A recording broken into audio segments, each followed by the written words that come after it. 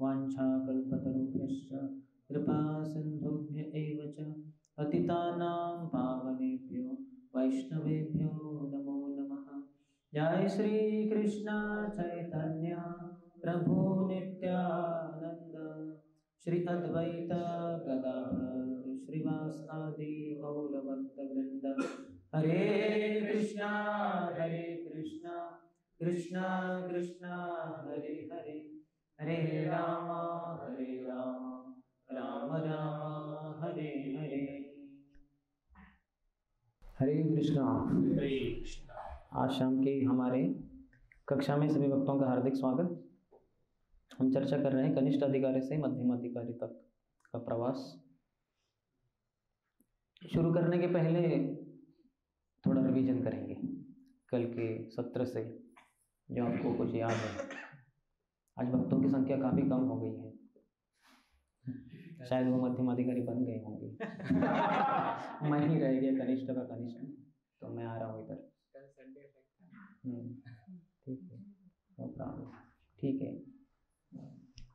तो कुछ yes 8 points आपने डिस्कस किए थे, जिसमें हम दो ही डिस्कस कर रहे थे। पहला था बीइंग कॉन्शियस ऑफ अदर्स, दूसरों को भी अस्तित्व है और उसके बारे में थोड़ा जानकारी रखना। यस, उसी में दूसरा पॉइंट था गुड कम्युनिकेशन।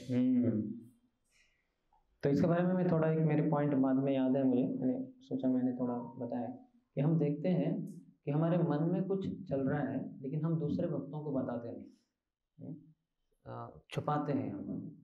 जैसे वो सेवा वगैरह कुछ दी है तो हमें पता है कि शायद सेवा न कर पाए या कुछ है, सेवा करने की इच्छा नहीं, लेकिन बताते नहीं हम, तो इसके कारण बड़े समस्या हो जाते हैं वैष्णव समाज संघ में। तो इसको टालना चाहिए। तो boldness is required, open mindedness is required, यानी खुले हृदय से बोल देना। इसके लिए सत्वगुण की ज़रूरत होती है। जब तक रजोगुण और तमोगुण का प्रभाव है तब तक हम ये चीज़ें नहीं कर पाएंगे। तो इसलिए मध्यम अधिकारी वैसे भी सत्वगुण में रहते हैं, तो हमें भी प्रयास करना चाहिए सत्वगुणी जीवन जीने का, जिसके अंतर्गत कम से कम भक्तों को बता तो दे कि ऐसा है प्रभु जी, हो सकता है मैं कर ना पाऊँ। वो बोलने की शक्ति नहीं होती।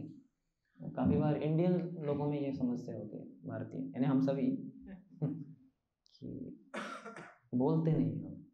जैसे अमेरिका के पाश्चात्य देशों के लोग होते हैं, एकदम बोल देंगे वो कि मैं नहीं कर पाऊँगा या शायद थोड़ी समस्या हो सकती है, वो खुल्लम खुल्ला बोल देते हैं। लेकिन हमारे भारतीय वैसे नहीं, उनको पता है शायद न कर पाऊँ लेकिन बोलेंगे नहीं वो, तो इससे बचना चाहिए। और कोई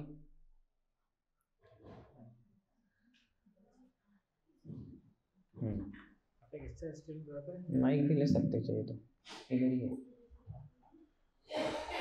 हरे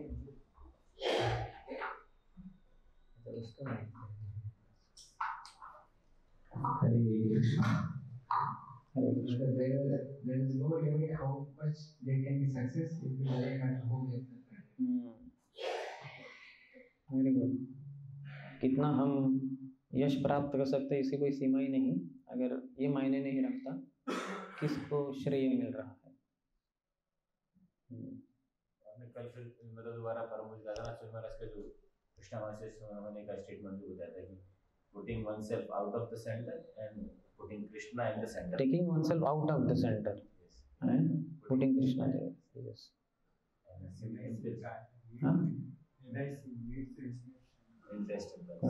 Yes. दूसरों के न कि अपने। प्रभु मेरी जरूरतें को समझो, मेरी रुचि को समझो, मेरी इच्छाओं को आप जानो और मेरी सभी इच्छाओं को आप पूर्ति कर दो। वैसे नहीं, दूसरों की नीड्स, इंटरेस्ट, कंसर्न्स। यस। और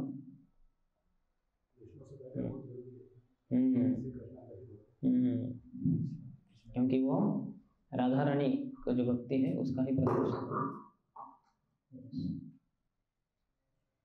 ऑन करके देना होगा, और उसको थोड़ा ऊपर कर दे बटन को।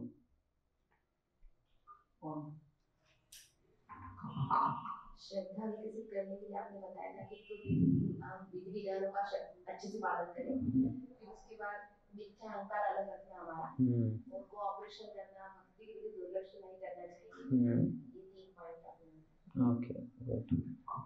शायद किसी के हाथ ऊपर था उधर, माता जी का। हरे कृष्णा प्रभु जी। हरे कृष्ण। आपने बताया था कि गुड कम्युनिकेशन में पॉइंट कि हमें दूसरों की ज़रूरत को समझ के उसके हिसाब से कम्युनिकेशन करना चाहिए।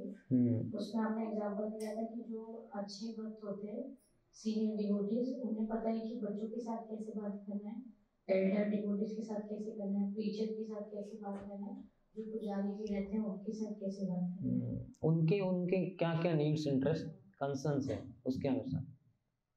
प्राय हम अपने आप को ही केंद्र में रखकर दूसरों के साथ वार्तालाप इत्यादि करते हैं, तो फिर वो बाकी इतने प्रसन्न नहीं हो पाते। उनके नीड्स, इंटरेस्ट, कंसर्न से हम कंसर्न है ही नहीं, हम अपने ही ये कर देते हैं।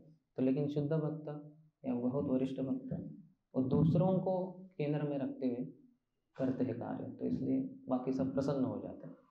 यस। दूसरा पॉइंट आपने बताया था कि सत्य हमेशा कड़वा होता है, तो उसको ऐसे बताना चाहिए जैसे वो प्रिय लगे, और जो अप्रिय चीजें होती है वो नहीं कहना चाहिए। उसमें आपने एग्जांपल दिया था युधिष्ठिर और कृष्ण भगवान जब वापस गोलोकधाम चले गए थे, तो युधिष्ठिर नहीं चले गए थे। हाँ, कृष्ण भगवान चले गए थे, तो अर्जुन ने युधिष्ठिर को बहुत समय बाद बताया था, तो फिर धीरे धीरे उनको पता लगा। हाँ, विदुर जी, हाँ विदुर जी आए थे तीर्थ यात्रा से, तो युधिष्ठिर महाराज ने पूछा कैसे चल रहा है, तो उनको सब पता था, उन्होंने बताया नहीं, कृष्ण चले गए। बाद में उनको पता चला अर्जुन के लौटने के बाद। उसको ऊपर ही रखिए। हरे कृष्णा। अपरिपक्व अवस्था वाले जो भक्त होते हैं, वो आपने उदाहरण बहुत अच्छा बताया था कि वो दूसरों की टांग खींचना, मतलब किसी के भी जूते में पैर डालना, अगर अपने को बड़ा साइज है तो भी फिर बड़ा लग रहा है, और फिर या छोटा साइज है तो छोटा फिर में आएगा नहीं। मतलब ये कि जबरदस्ती दूसरों को सलाह देना या दूसरे के मामले में टांग खींचना, मतलब अपरिपक्व जो भक्त होते हैं वो बिना मांगे सलाह। आत्मवत सर्वभूतेषु, तो यानी अपने को putting our shoes in other shoes, यानी उसको क्या साइज है उसके चरणों का, तो मैं अपना पाँव डालूँ उसमें तो समझ में आता है कि नहीं उसके साइज बड़े हैं पाँव के, यानी और या फिर उसके छोटे हैं वगैरह, तो उसके अनुसार उसकी ज़रूरत के अनुसार हमें चलना चाहिए, ना तो अपनी। और आपने बताया था कि वो भोग और ऐश्वर्य जो आ सकते हैं वो लोग प्रगति नहीं कर पाते हैं। मतलब अपना ऐश्वर्य अगर भगवान को अर्पण करेंगे तो ही प्रगति करेंगे। अच्छा, उनकी चेतना हर ली जाती है माया के द्वारा, जो भोग और ऐश्वर्य से आसक्त रहते हैं। यस। भक्तों की जो भक्ति होती है वो राधा रानी से है, वो राधा रानी भक्ति है, वो कृष्ण राधा रानी से आकृष्ट होते हैं। इसलिए हमारे जहाँ जैसे हम कृष्ण के अंश हैं आत्मा के रूप में, तो हमारी भक्ति राधा रानी के अंश है, इसलिए कृष्ण आकर्षित होते हैं हमारी भक्ति से। यस। किसके, कौन दोनों?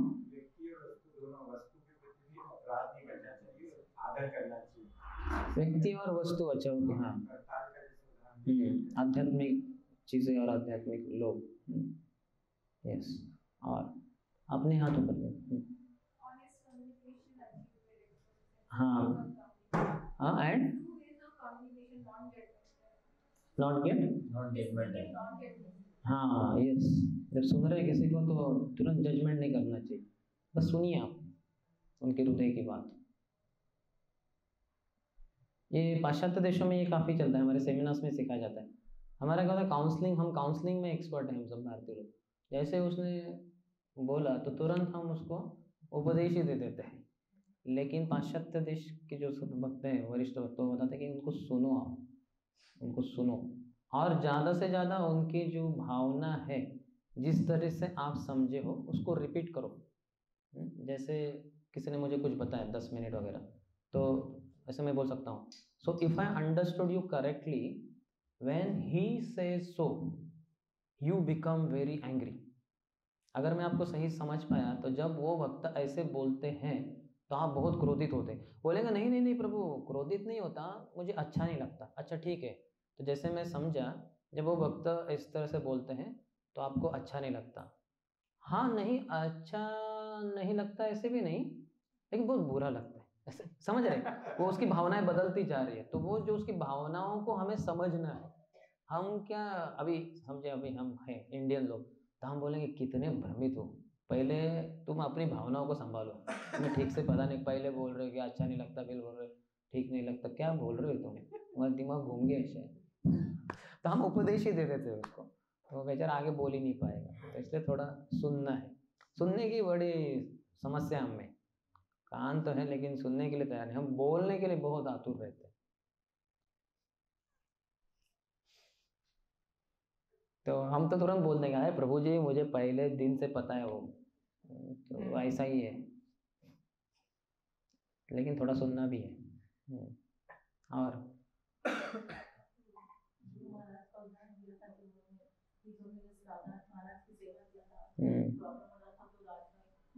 बोला कि आप जाके अपना प्रभुपाद का वो लिखिए, लेकिन महाराज माना नहीं। महाराज ने बोला कि इतनी सुंदर सेवा, मतलब वैष्णव सदाचार, इतना सहानुभूति, इतना पूरा वो किया सेवा, वो बड़ा उदाहरण है। वो बोले, महाराज बोले कि मैंने डिवोटी केयर के बारे में बहुत सारा सुना था, लेकिन परम पूज्य भक्तिचार्य महाराज के व्यवहार से मुझे समझा कि डिवोटी केयर, भक्तों का ख्याल करना इन्हें क्या होता है। उन्होंने अपने उदाहरण से दिखाया, महाराज का केयर करके आके महाराज ने तो बताया था कि आप कुछ नहीं कर पाएंगे महाराज, मुझे ऐसे ही दुख भुगतना पड़ेगा, ये रात ऐसे ही जाने वाली, सो भी नहीं पाऊंगा, सांस भी नहीं ले पाऊंगा। वो बोले नहीं, जो भी है मैं आपके साथ ही रहूँगा। तो वो जागे रहे, अपना सेवा छोड़ के उनके पास ही बैठे रहे। सुंदर एग्जाम्पल दिए थे आपने, एक तो राधेश्याम प्रभु का एग्जाम्पल दिया था, आपको बोला था कि डायरेक्ट नहीं बोलना किसी को।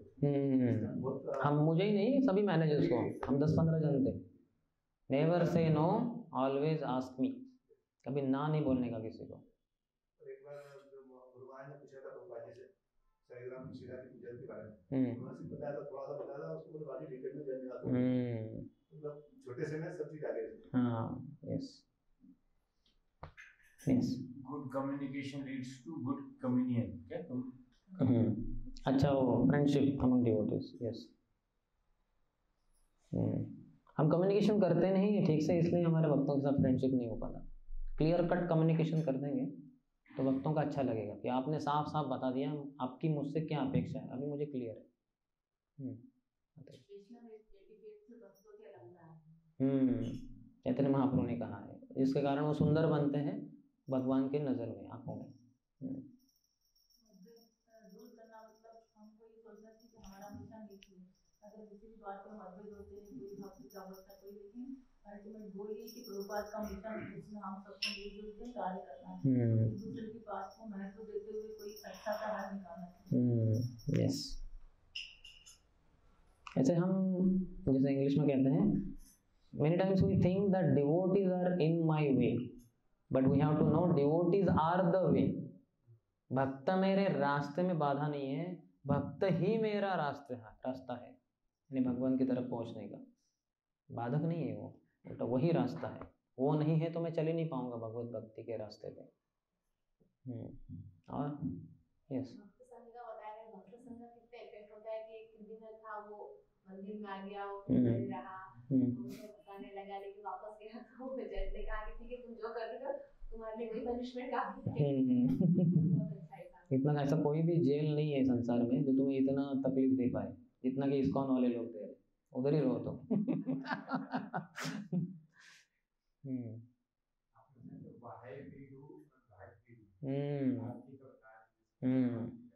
यस, तो चामर किस लिए है? हवा देने के लिए। चामर किस लिए? भगवान के लिए। क्या? प्रसन्नता के लिए। चामड़ी गाय के लिए। हाँ, नजर भगवान को नजर न लगे इसलिए नहीं मक्खियाँ। और अलग अलग जितने अपनी पूजा के जो उपयोग करते हैं, हाँ, सबका आपने बताया कि पंच महाभूत के हिसाब से बताया था। अगरबत्ती करते हैं तो हम ये पृथ्वी की गंध से, जो की गंध से वो अर्पण पृथ्वी अर्पण कर रहे हैं, वो खुशबू तो है ही वो अगरबत्ती में। मयूर पंख जो है वो हवा और दिया अग्नि, और अर्घ्यम जो गुलाब जल है शंख में वो जल, और शंख आकाश, और मन बुद्धि अहंकार भी है। मन भगवान के अंगों पे केंद्र करके, बुद्धि आध्यात्मिक ग्रंथ पढ़कर, और मिथ्याहंकार दंडवत कर कर। इसमें गुरुजी जो माल हाँ, वो वस्त्र क्या है, पहले हम जब हम 96 में अगर हमें समय लगता था कि जो आर्घ्यम शंखम है उनको भगवान को नहला रहे हैं हम, अभी बाद में अभी गीले हो गए भगवान, तो अभी ये वस्त्र से उनको पोंछ रहे हैं हम, टॉवेल जैसे हम ऐसा। बाद में समझा है कि वो भगवान नहाने का समय नहीं है, अभी वो उठ रहे हैं, उनको आरती पहले होता है, उनका अभिषेक वगैरह बाद में पुजारी करते हैं। तो वो जो है, जैसे हम अगर आप मैरिजेस में वगैरह जाते हैं तो देखेंगे सेंटेड वाटर होता है, आजकल तो मशीन नहीं लगा देते वो, तो उससे वो गुलाब जल जो भी है बाहर आता है, लेकिन प्राय ऐसे उसको छिड़कते, हमारे इधर भी वो छिड़कते, तो वो जल छिड़कना है, अर्घ्यम गुलाब जल है वो।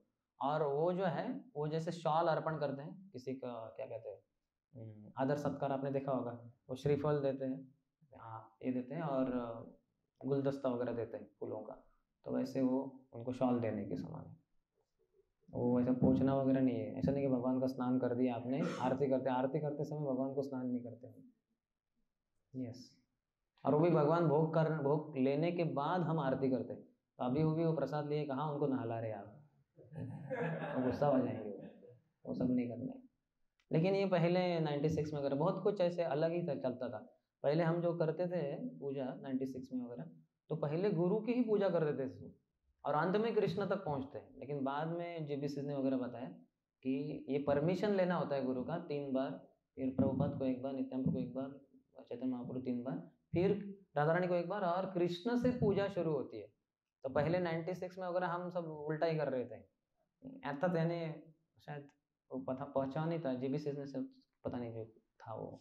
और फिर हाथ ऊपर, हम संसार दावा से हाथ ऊपर कर देते थे। वो वंदे गुरु है, वंदे यानी ऐसे एकांग प्रणाम वगैरह। तो वैसे बहुत सारे चीज़ें चलती रहती थी। आज की तारीख में भी है कुछ ऐसी चीज़ें, जैसे मंगल आरती वो जब करते हैं 25 मिनट वगैरह, तो उसमें आधे से ज़्यादा हरे कृष्ण महामंत्र होना चाहिए। हाल ही में श्री राधा माधव मायापुर मंदिर में एक भक्त ने मंगल आरती गाई थी, तो उसका सब रिकॉर्डिंग रहता है यूट्यूब पे वगैरह। तो परम पूज्य जय पताका महाराज शरीर की स्थिति के अनुसार वो जा नहीं पाते मंगल आरती में, लेकिन अपने रूम में वो सुनते हैं, सब देखते हैं कैसे क्या चल रहा है आरती वगैरह। तो महाराज ने जब अटेंड किया वो आरती, वो देखा, तो फिर महाराज ने वो कमेंट भी करते हैं महाराज हर किसी के ऊपर, चीज़ के ऊपर।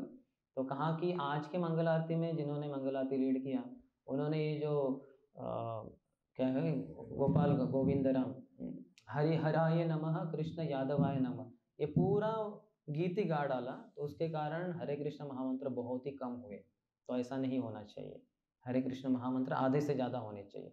तो जो हरये नमः ये गीत नहीं गाते हम, सिर्फ 2 ही लाइन्स गाते हैं, हरये नमः कृष्णा यादवाय नमः गोपाल गोविंद राम श्री मधुसूदन। तो प्रभुपाद ने चैतन्य चरितामृत के अंतर्गत एक तात्पर्य में लिखा है कि ये भी हरे कृष्ण महामंत्र के समान ही है।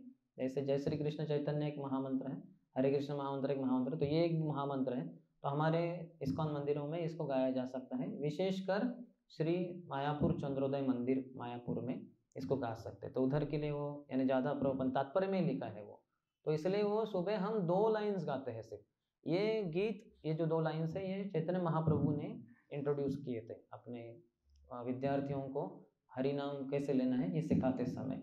बाद में कुछ 50, 60, 70 सालों के बाद नरोत्तम दास ठाकुर महाशय ने एक बड़ा लंबा गीत लिखा जो आप जानते होंगे, हरिहरये नमः कृष्णा यादवाय नमः यादवाय माधवाय केशवाय नमः गोपाल गोविंद राम श्री मधुसूदन गिरिधारी गोपीनाथ मदन मोहन श्री चैतन्य नित्यानंद श्री अद्वैत सीता हरि गुरु वैष्णव भागवत गीता श्री रूप सनातन भट्ट रघुना श्री जीव गोपाल भट्ट दास रघुनाथ। आता ये गीत और भी लंबा लंबा जाता है।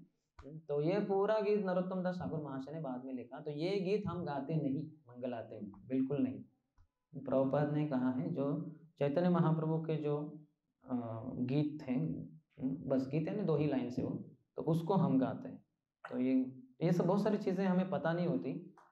तो जीबीसीएस के क्या क्या नॉर्म्स है तो वो पता होनी चाहिए हमें। लोकल लीडर्स की ये रिस्पॉन्सिबिलिटी बनती है, ये खुद जानना और भक्तों को समाज में बताना वगैरह वगैरह।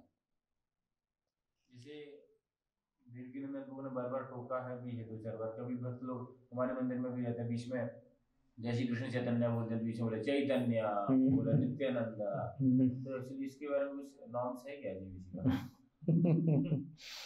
वो डिस्ट्रैक्ट कर देता है अचानक। एक बार परम पूज्य राधानाथ स्वामी महाराज ने बताया था कि ऐसे नहीं करना चाहिए।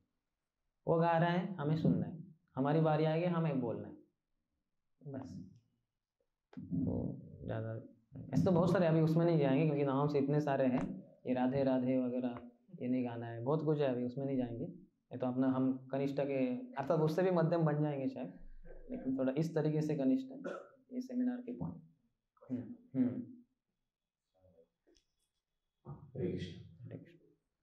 कल जो डिस्कशन के दौरान जो अहंकार वाली बात आ रही थी, तो जनरली जो स्वाभाविक से सब जीवात्मा के अंदर है, विशेष तौर से जब हमको कुछ शक्ति जैसे काउंसलर मेंटर हो जाए या फिर मैनेजर या जो भी रिस्पॉन्सिबिलिटी आ जाए, तो बहुत थोड़ा मुश्किल होता है डील करना। कुछ स्वामी जी ऐसा एक कवि लिखा है, ऐसा को जग में जन्माही प्रभुता पाए जाए मद नहीं। तो जिसको कुछ पावर आती है तो मद आ ही जाता है, तो उसको कैसे डील करें अपने आप को, और कभी दूसरे की प्रभुता अगर दूसरा का मद अहंकार हमको प्रॉब्लम क्रिएट कर रहा है, तो कैसे दूसरों को इसको हम हैंडल करें और हम अपने आप को कैसे। दूसरों के मिथ्या अहंकार से बचने के लिए नम्र होना चाहिए। जैसे हरिदास ठाकुर थे, कितने सारे को सामना करना पड़ा, गोपाल चक्रवर्ती उनको आह्वान दिए कि आप क्या कह रहे हैं कि मुक्ति ऐसे ही मिल जाती है हरिनाम से, ये तो कदापि संभव नहीं, मुक्ति कितनी श्रेष्ठ है, तो आप अगर जो बोल रहे हो सत्य नहीं तो मैं आपका नाक काट डालूंगा। तो हरिदास ठाकुर तो नम्र रहे, बोले ये शास्त्रों के अनुसार ही कह रहा हूँ ना, तुम नाक काटने की जरूरत नहीं, ये अगर सत्य नहीं मैं अपना नाक खुद ही काट दूंगा करके। तो इतने नम्र आता, तो उसको फिर कुष्ठ हो गए तो उसका ही नाक गल के गिर गया नीचे, लेकिन कितने नम्र रहे। वैसे उनको 22 बाजारों में पिटने का आदेश दिया गया, वो नम्र ही रहे। उल्टा वो दोनों जो थे पिटाई करने वाले, वो कहे कि आप नहीं मरे अभी हम मर जाएंगे, बोले ठीक है आपके लिए मैं मर जाता हूँ। तो इतना बड़ा ड्रामा करने की ज़रूरत ही नहीं थी, हम तो उल्टा नाचते थे, अरे देखो अभी मरा नहीं, अभी तुम मारे जाओगे। तो बहुत ही नम्र थे। दूसरों की मिथ्या कहा क्या, जैसे ईंट का जवाब पत्थर, वो नहीं है, ईंट का जवाब झुककर, तो पत्थर ईंट ऊपर से चली जाएगी। दैट इज बेटर वे, है कि नहीं। तो अर्थात नम्रता से सहन करना, स्वीकार करना, और अपने मिथ्या अहंकार से बचने के लिए ज्ञान। अगर आप अज्ञान में हैं तब आप अहंकारी बनोगे। अहंकार विमूढ़ आत्मा, अहंकारी यानी विमूढ़ है, मूर्ख है वो, यानी अज्ञानी है, उसको समझ में नहीं आ रहा, उसको लगता है अपनी पावर है। जैसे आप काउंसलर बन गए ये वगैरह, तो वो भगवान की कृपा से आपको पद दिया गया है। इसका मतलब ये नहीं कि आप बड़े काउंसलर है वगैरह, आपके काउंसलिंग से लोगों का उद्धार होने वाला है। समय के बाद पता चलेगा आपके सारे काउंसलिंग छोड़ के चले गए, आप अकेले काउंसलर रहे बिना काउंसलिंग के वगैरह। तो ये सब मिथ्या अहंकार के कारण। विद्या विनय संपन्न, भगवान तुरंत बोल देते हैं लक्षण क्या होता है। एक विद्या जिसके पास ज्ञान है तो वो विनय संपन्न रहेगा, और जो अहंकारी है वो विमूढ़, ये मूर्ख है वो। तो अज्ञान के कारण, जैसे कल भी मैंने बताया था ना, ये अभी माइक्रोफोन नहीं है, तो फिर हम क्या बात करेंगे, वहाँ जो पीछे बैठे हैं उनको सुनाई नहीं देगा, नहीं तो फिर हमें चिल्लाना पड़ेगा, चिल्लाने से 10-15 मिनट में आवाज़ बैठ जाएगा, फिर हम अंत कर देंगे। तो हम अकेले नहीं होते। जैसे अगर आप कोई माता जी या कोई प्रभु जी मान लीजिए बहुत अच्छे कुकिंग करते हैं, लेकिन गैस में सिलेंडर में गैस ही नहीं है, क्या कुकिंग करेंगे। आपका माथा गर्म करके हमने कल बताया था कि नहीं चपाती गर्म अच्छी होगी, है कि नहीं। भगवान को अर्पण नहीं कर सकते, वो स्वेट लग गया आपका पसीना, खराब हो गई वो। तो हमें पता होना चाहिए हम वो नहीं। तो मूर्खतावश ऐसे अहंकार नहीं, जो अहंकार होता है वो अज्ञान में होता है, जो ज्ञान में हो कभी अहंकारी नहीं बनेगा, वो नम्र बनेगा। ज्ञान वाला नम्र रहता है, अज्ञानी वाला अहंकारी रहता है। तो क्या सोचना, जैसे मैं बता रहा था कि I am not powerful, I am empowered. मैं शक्तिशाली नहीं हूँ, मैं शक्ति प्राप्त हूँ। मेरे पास शक्ति है लेकिन अपनी नहीं है, प्राप्त यानी किसी और के द्वारा दी गई है। मैं शक्तिशाली नहीं हूँ, भगवान शक्तिशाली है, गुरु शक्तिशाली है, उन्होंने मुझे शक्ति प्रदान की है, तो मैं शक्ति प्राप्त हूँ। तो थोड़ा सा ही अंतर लगता है, जैसे मैं शक्तिशाली हूँ, मैं शक्ति प्राप्त हूँ, लेकिन जमीन आसमान का अंतर है। ठीक है, और कोई? यस यस, ये पढ़ लीजिए माइक्रोफोन। हम्बलनेस के बारे में कि जैसे भौतिक जगत में और आध्यात्मिक जगत में हम्बल के बैलेंस बनाना बहुत मुश्किल होता है। हम हमेशा भौतिक जगत में अगर हम हम्बल रहते हैं तो हमेशा डिफीट होते हैं। नहीं, किसने कहा आपने? हमने तो कितने सारे उदाहरण दिए जिसमें वो यशस्वी। हाँ, तो वहाँ हम्बल रह सकते हैं आप, लेकिन एक्सप्लॉइट होने नहीं देना है, अपने आप को शोषित होते हुए नहीं देखना है, यानी शोषण नहीं करने देना है दूसरों को हमारा, लेकिन हम्बल रह सकते हैं आप। वहाँ पर जैसे अगर हमारा हम्बलनेस नहीं दिखाते तो फिर बोलते इस काम के लोग ऐसे रूटली बात करते हैं, इस तरह से रूटली मतलब व्यवहार करते हैं। कभी कभी स्ट्रिक्ट होना पड़ता है किसी के प्रति, तो वो सोचते हैं इस काम के लोग इस तरह के लोग। स्ट्रिक्ट क्यों होना पड़ता है? उदाहरण? कभी कभी जैसे कोई मतलब कार्य ठीक से नहीं करते हैं तो उनके प्रति थोड़ा सा रूटली व्यवहार करना पड़ता है। तो वो लोग सोचते हैं कि इस काम के लोग इतने कठोर होते हैं। अगर हो सकता है तो उसी चीज़ को थोड़ा अच्छे से समझा कर बता सकते हैं उनको, नहीं तो फिर उनको बोल सकते हैं देखिए, मैं नहीं तो मेरे ऊपर वाले तो आपको करेक्ट कर ही देंगे, जो आप कर रहे हैं काम कम कर रहे हैं या अच्छे से नहीं कर रहे हैं, इसलिए आपको बताना मेरा कर्तव्य है। मैं नहीं बताऊंगा तो कौन बताएंगे, नहीं?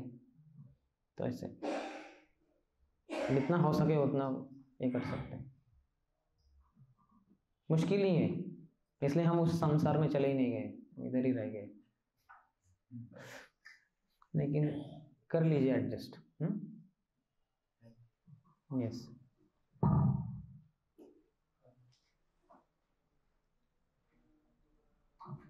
हरे कृष्णा। हरे कृष्णा। जैसे मैं 10 साल पहले की सिचुएशन को अगर देखता हूँ तो उस समय मैच्योरिटी लेवल बहुत कम था, तमोगुण में ज़्यादा थे। तो उस टाइम पे जैसे हम देखते थे कोई सीनियर सब कुछ करेक्शन देते हैं तो हमको लगता था यही गलत है, हम सही है। पर उस स्थिति को मैं आज में समझ सकता हूँ कि किस प्रकार से वो सही थे, मैं गलत था। वैसी स्थिति में अगर उस समय में सामने वाला व्यक्ति तो एक अच्छे इंटेंशन से मुझे कुछ बता रहा है, पर because of my maturity, mind sensitivity, मुझे ऐसा लग रहा है कि मेरे साथ गलत हो रहा है। वैसी स्थिति में क्या सीनियर को अपराध लगा होगा, या मुझे ही मतलब बिकॉज आई एम क्रिटिसाइजिंग तो मुझे मेरा ही और मतलब नीचे क्या होगा? आप क्रिटिसाइजिंग कर रहे हैं? या because of my maturity I am feeling that he is exploiting me. अभी 10 साल बाद मुझे लग रहा है he was not exploiting me, in fact I was acting immaturely। तो वैसी स्थिति में क्या क्या उसको दोष लगा होगा या मुझे दोष लगा होगा?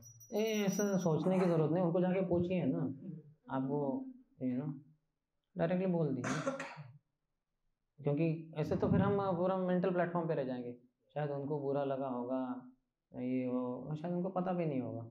स्पष्ट कर दीजिए एकदम, इसी को तो गुड कम्युनिकेशन का है ना। नहीं तो फिर आप सोच रहे ऐसा, वो सोच रहे वैसा, आपको लगा कि उनको, आप सोच रहे उनको दोष लगा होगा, फिर वो सोच रहे आपको दोष लगा होगा, निर्दोष कौन पता नहीं, दोषी कौन। तो ऐसा वैसे सोचने के इस पे नहीं रहने का, सब क्लियर बोल दो।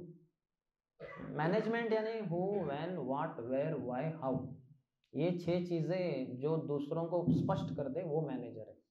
जो नहीं कर पाता वो मैनेजर नहीं है, नाम के वास्ते हो सकता है।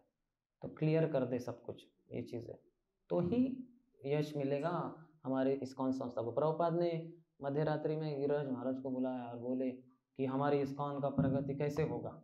प्रभुपाद बहुत अच्छा जप करके, प्रभुपाद बोले नहीं। आपकी किताबें पढ़ के, प्रभुपाद बोले नहीं। तो प्रभुपाद को क्या उत्तर चाहिए था? बाय ऑर्गेनाइजेशन एंड इंटेलिजेंस, अच्छे से ऑर्गेनाइज करो और व्यवस्थापन करो और इंटेलिजेंस, बुद्धि से काम लो। तो स्पष्ट कर दो, सब पूछ के कर देने का क्लियर। उसमें कुछ उसने ऐसा सोचा होगा, मैंने ऐसा सोचा, ये सब ऐसे रखने का ही नहीं। ये मेंटल प्लेटफॉर्म है, सोचना, थिंकिंग वगैरह स्पष्ट कर देना, तो बता सकते हैं उनको क्या है। ठीक है, आगे चर्चा थोड़ी बढ़ाते हैं। तो ये कहते हैं कि खुले हृदय से सुनना, ये क्या, इसका क्या मतलब है? व्हाट इज लिसनिंग ओपनली, उसके बारे में चर्चा है, कुछ पॉइंट्स। पहला है not giving up our discriminative ability. जब हम दूसरों को सुन रहे हैं तो हमारा डिस्क्रिमिनेटिंग एबिलिटी यानी क्या कहते हैं आप उसको, तारतम्य शक्ति, ये हाँ विवेक, सद असद विवेक बुद्धि, ये नहीं छोड़ना है, उसको जज नहीं करना है, लेकिन हमारी सद असद विवेक बुद्धि भी वो ये रहनी चाहिए, फ्रेश रहनी चाहिए, क्लियर रहनी चाहिए। दूसरा है broad mindedness to open to contrary view points. तो वो जो बोल रहे हैं वो हमारे जैसे सोच है उससे थोड़ा उल्टा बोल रहा है, विपरीत, लेकिन उसको सुनने के लिए भी हमारा हृदय खुला होना चाहिए, न कि उसको हम तुरंत काटें, नहीं ऐसे कैसे कहा, मैं तो ऐसे सोचता ही नहीं, बिल्कुल विपरीत सोच रहे आप, ऐसा नहीं, पहले सुनो उसको, सुनो क्या कह रहा है, सुनो। देन बीइंग नॉन जजमेंटल, यानी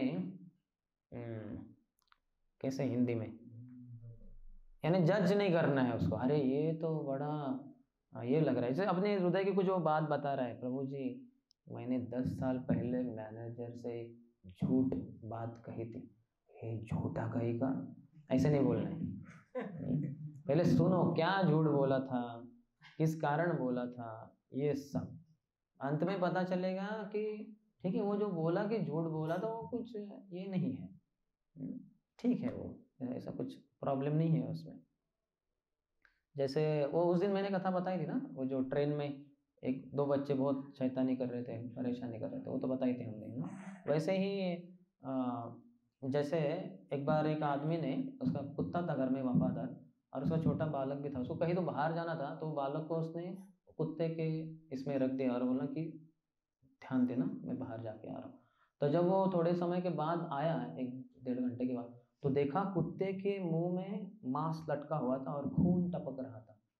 तो इतना क्रोधित हुआ वो, अरे मैंने तो इसको बच्चे की रक्षा करने को बोला था, इसने तो बच्चे को खा डाला। तुरंत रिवॉल्वर निकाल कर उसको मार, वो तुरंत मर गया वो कुत्ता उधर ही ना। तो बहुत क्रोधित हुआ, मेरे बच्चे को खा डाला इसने। फिर वो अंदर गया घर में, और बच्चे के रोने की आवाज़ आई, तो कौन बच्चा रो रहा है, तो अंदर जाके देखा तो उसका बच्चा तो सेफ था।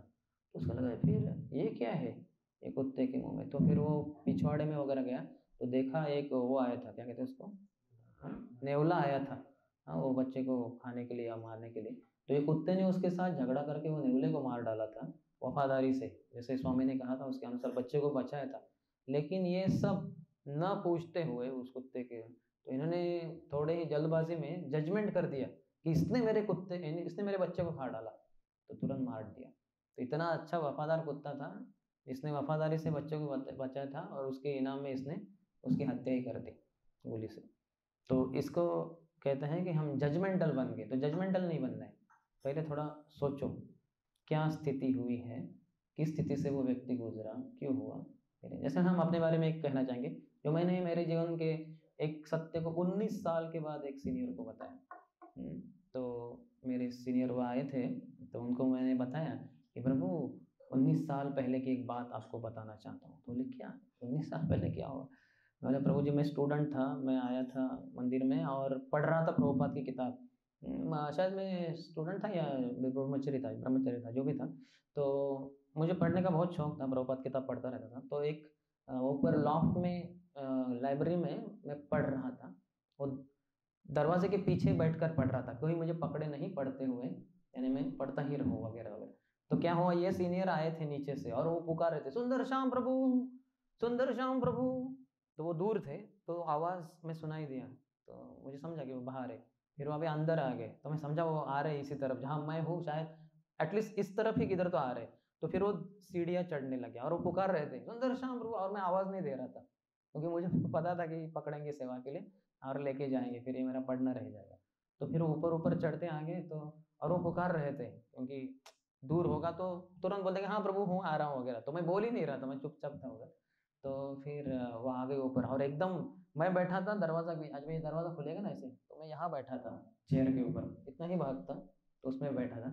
तो दरवाज़ा बंद था और मैं अकेला ही था उस हॉल में, छोटा सा रूम था, उसमें पढ़ रहा था, प्रभुपाद किताब पढ़ रहा था। और मेरे मन में एकदम धड़कन हो रही थी हाँ भी पास में आया, और मैंने अभी तक आवाज़ नहीं दी थी, यानी चुप के बैठा हूँ इधर एक तरीके से।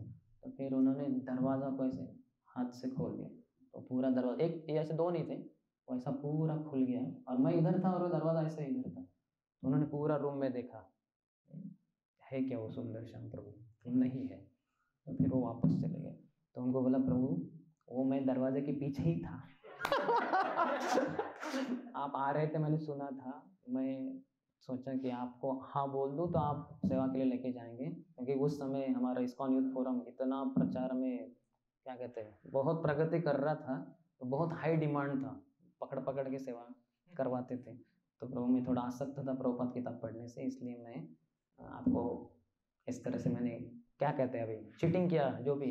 बोले नहीं आपने ऐसा किया Sundar Shyam Prabhu, you are very intelligent, I am very proud of you. आपको प्रभुपाद की किताब पढ़ने में इतना दिलचस्पी है कि आपने ऐसा सब किया है। बोले नहीं प्रभु मैंने तो आपको फंसाया है ना, आपको उत्तर ही नहीं। बोले नहीं ये फंसाना नहीं है, ये बहुत अच्छी चीज़ है, आपने ये सब किया इसलिए आप टिके हुए हो ब्रह्मचार्य के रूप में बाकी सब चले गए वगैरह। मैंने जो भी हुआ लेकिन मुझे माफ़ी मांगनी चाहिए, और मुझे लगा कि ये जो सत्य है उसको बोल ही दूँ आपको, हालांकि बीच में 19 साल बीत गए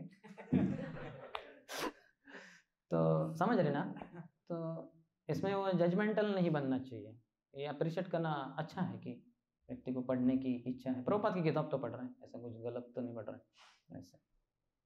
तो क्या प्रश्न था किसी का कि हम आगे देख रहे थे फिर बीइंग नॉन जजमेंटल। चौथा है listening with respect and empathy, आदर से और सहानुभूति, शायद सहानुभूति से सुनना उस व्यक्ति को, उसको आदर भी होना चाहिए हमें, हालांकि वो हमें कुछ बता रहा है, हो सकता है जूनियर है, लेकिन इसका मतलब ये नहीं कि हम उसको अनादर कर दें।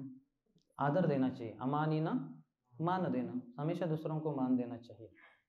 एक चीज़ से हम मान दे सकते हैं कि भगवान उनके हृदय में स्थित है कि नहीं, तो इसके कारण आदर देना बहुत ही आसान। जैसे कोई सुअर भी आ जाए, अभी गटर से आया है, पूरा वो गटर का पानी गिर रहा है नीचे, आपकी तरफ ही दौड़ के आ रहा है, फिर भी आदर देने को आना चाहिए, ये जानकर कि उसके हृदय में भगवान स्थित है।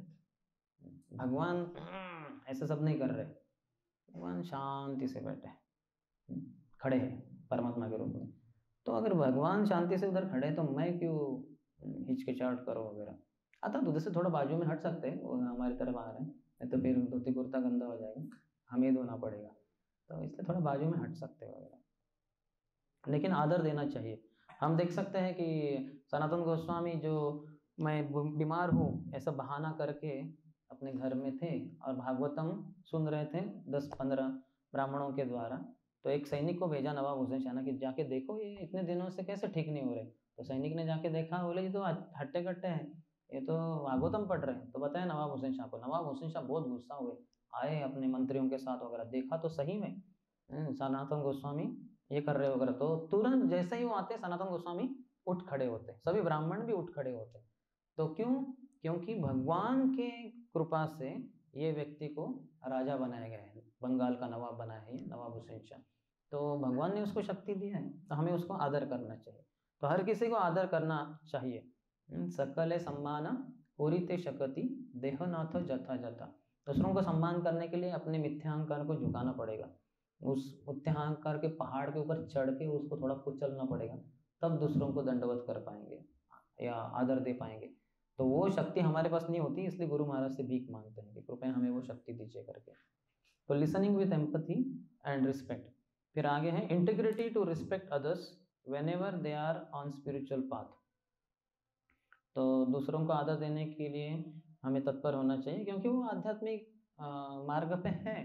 भगवान कहते हैं कि अपिचित सुदूराचारो भजते माम अनन्य भाव सातुरेव सच मंतव्य सम्यक व्यवसित हो। सब वो कितना भी पाप से पाप क्यों ना करे, मेरा भक्त अगर मेरी भक्ति में लगा हुआ है, दृढ़ है, पछतावा करेगा लेकिन भक्ति में लगा हुआ है, तो मैं उसको साधु समझता हूँ। तो भगवान अगर उसको साधु समझते तो हम कौन है उसको असाधु समझने वाले। भगवान अगले श्लोक में कहते हैं क्षिप्रम ही भवती धर्मात्मा शाश्वत शांतिम निगच्छति कौन्तेय प्रतिजानीहि नमे भक्त प्रणश्यति। बहुत जल्दी ही वो धर्मात्मा बनेगा, इसमें कोई शंका ही नहीं। मेरा भक्त का कभी नाश नहीं होता, भगवान कहे। तो भगवान इतना आदर देते हैं एक भक्त को, हालांकि उसने बहुत सारे पाप कर्म में लग गया हो। जैसे अजामिल की कथा आती है छठे स्कंद में, तो इतने सारे पाप किए लेकिन भगवान की कृपा उसके ऊपर से हटी नहीं। भगवान की ही योजना से कोई साधु आए जब वो 10वीं बार गर्भवती थी उसकी पत्नी, तो उन्होंने पूछा कि हमारा जो होगा बालक तो उसका क्या नाम दें हम, तो बोले नारायण नाम देना। यानी वही तय हो गया कि उनका बच्चा ही होगा और उसका नाम नारायण रहेगा, तो नारायण दे दिया उन्होंने। तो भगवान की कृपा से ये हुआ, तो नारायण नारायण पहली बार जैसे उसने नारायण बोला, उसके पूर्व जन्मों के सभी पाप मिट गए। इस जन्म के भक्ति में आने के पहले के वो सब पाप मिट गए, अभी तक के सब पाप मिट गए, और आगे जो करने वाला था पाप सभी के सभी मिट गए। ऐसे विश्वनाथ चक्रवर्ती ठाकुर कहते हैं। सोचिए क्या पावर है। इसलिए वो आपने सुना होगा कि एक हरि नाम के द्वारा व्यक्ति के इतने पाप नष्ट किए जा सकते हैं जो वो कर भी नहीं सकता, अभी उसने किए भी नहीं। आजा मिलने उसका जन्म हुआ है, बच्चे का नारायण नाम रखा है, पहली बार नारायण बोला, सब पाप मिट गए। इसके बाद उसने बहुत सारे चोरी किया, डकैती की, बहुत कुछ करता रहा। वो अंतिम क्षण में वो यमदूत वगैरह है, लेकिन वो सब पाप से उसकी मुक्ति हो गई थी पहले ही नारायण शब्द में। तो इतना भगवान के नाम का महिमा है, और भक्त ले रहे हैं तो इसलिए हमें उनको अपराध नहीं करना चाहिए। जितना मैंने पहली बार जब भागवतम पढ़ा पूरा पहले स्कंद से अंतिम स्कंद, अर्थात वो 5.5 साल लगे, लेकिन हालांकि ऐसे एकदम एक साथ तो नहीं पढ़ा, नहीं तो 1-2 साल में हो जाता था, लेकिन जो भी है 5.5 साल लगे, फिर भी मेरा एक तो इम्प्रेशन हो गया कि भगवान भक्तों से बहुत प्रेम करते हैं। सभी पूरा भागवतम पढ़े पहले से 12वें स्कंद तक, तो यही समझ में आता है भगवान का भक्तों से बहुत प्रेम है, और उसमें कोई भक्तों को तकलीफ वगैरह दे तो भगवान उसका बहुत हरिबोल कर देंगे, जैसे दुर्वासा मुनि का वगैरह किया। तो भक्तों के प्रति बहुत आदर होना चाहिए। भक्त यानी मैत्री, कोई भी भक्त दिखाई दे, उसने कितने भी पाप कर्म क्यों ना किए, भक्ति में आने के बाद भी अगर वो भक्ति करता रह रहा है तो उसको आदर देने को आना ही चाहिए हमें। आगे है छठा, rigid practice of Krishna consciousness ourself with clear understanding of philosophy. हमें भक्ति कृष्ण भावनामृत को बहुत गंभीरता से पालन करना चाहिए, और तत्वज्ञान अच्छे से समझना चाहिए। जैसे अभी हम जो एक तत्व बताए, भगवान के ही शब्द है कि मैं उसको भक्त मानता हूँ, साधु रेव समंतव्य, तो फिर हम कैसे उसको असाधु मान सकते हैं कि नहीं? होता है कि नहीं हमारे जीवन में? अगर पता चला किसी भक्त ने कुछ थोड़ा सा किया है इधर उधर, है ना, तो तुरंत हमारे हृदय में, हमारे नज़रों से वो गिर जाता है। कितने जनों का ऐसा देखना है? तो ये गिरना नहीं चाहिए। हाँ, परसेप्शन बन जाता है, ये ऐसा है, ये झूठा है, ये है, वो है, वैसे नहीं बनाना है। Krishna consciousness means always change. वैसे ही भौतिक संसार भी हमेशा बदलता ही रहता है, कंटिन्यूअसली ऑन चेंज, ये भौतिक संसार का स्वभाव है, और हम भी बदल ही रहे हैं, सब, हर कोई। तो इसलिए हम जब अगर बोलते हैं कि ये ऐसा ही है, यानी आप अज्ञान का प्रदर्शन कर रहे हैं। वो बदलेगा, वो बदल रहा है, हर कुछ बदल, हमारे शरीर बदल रहा है, अभी हर क्षण बदल रहा है। आप समझो ना समझो, आपका शरीर बदल ही रहा है। तो उसी तरह से सब कुछ बदल रहा है। जैसे अभी रात और घनी रात होती जा रही है, और सुबह आ रही है पास में। हम बोले नहीं अभी तो सुबह चली गई, दिन चला गया, नहीं, लेकिन कल का दिन आ रहा है, वह पास में आ रहा है, थोड़े घंटों की बात है, फिर से उजाला हो जाएगा, सूरज आ जाएगा इत्यादि। तो उसी तरह से भक्तों को हमें अच्छे से देखने के वो ज्ञान होना चाहिए। प्रभुपाद की किताबें नहीं पढ़ते हम सब, इसलिए बड़ा समस्या हो जाता है, बहुत इसको में समस्या हो जाती है ये कारणों से। सातवां है, we preach and encourage without being a जज इन देयर लाइफ। हम प्रचार करें और दूसरों को प्रोत्साहन दें, भक्तों के जीवन में जज न बनकर, जज नहीं बनना चाहिए। हमारे हृदय के दरवाजे हमेशा दूसरे भक्तों के लिए खुले रहने चाहिए, कभी बंद नहीं होने चाहिए। वो कुछ भी क्यों ना करे जीवन में, फिर भी खुले ही रहने चाहिए। तो उससे काफ़ी लाभ होता है। जैसे हम देखते हैं हमारे वारंगल में, मैं जहाँ वहाँ लीडर था, तो हमारे एक स्टूडेंट्स के मॉर्निंग प्रोग्राम के इंचार्ज थे। तो हमारा ऑल्टर 4 बजे खुलता था, क्योंकि 8 बजे बच्चों को कॉलेज पहुँचना था, 8 बजे कॉलेज शुरू हो जाता था, 7:50 से निकलेंगे वॉइस से, यूथ सेंटर से, तभी 8 बजे पहुँच पाएंगे। तो इसलिए 7:30 को ही ब्रेकफास्ट शुरू हो जाता था। तो हमारा सब मॉर्निंग प्रोग्राम, मंगलारती वगैरह सब 7:30 तक होना चाहिए। तो ये सब कम समय मिलेगा, इसलिए हम 4 बजे ही ऑल्टर खोल देते थे। तो इसलिए फिर 9 बजे सो जाते थे। तो हमारा मॉर्निंग प्रोग्राम इंचार्ज वो सुबह 3 बजे उठता था सबसे पहले। मैं भी 3:30 को ही उठता था, आधे घंटे में तैयार होकर 4 बजे भगवान के सामने। तो फिर तो वो उन्होंने बहुत अच्छे से सेवा की। उनके सेकेंड ईयर में, थर्ड ईयर में, फाइनल ईयर में पास आउट हो गए। उनको भेल में क्या कहते हैं, भारत हेवी इलेक्ट्रिकल लिमिटेड, उसमें जॉब मिल गया।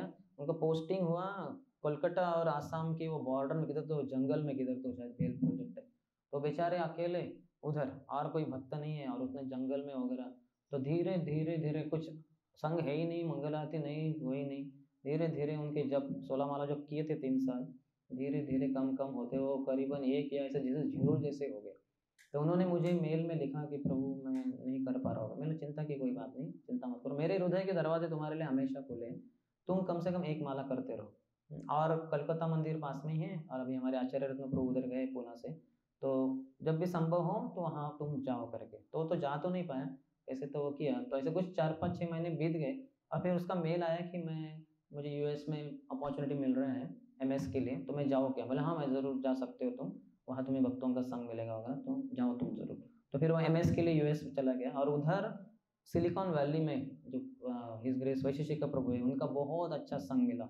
फिर भक्ति में फिर से दृढ़ हो गया, वो अच्छे से माला करने लग गया, 16 माला करने लगे हैं। कुछ सालों के बाद उसकी दीक्षा भी हो गई, और अभी एक अच्छी पत्नी मिली है जो भक्तिन है। दोनों हाँ नहीं आप वो चिंता मत करो कौन है करके वो मुझे बताए कौन है वो नहीं है लेकिन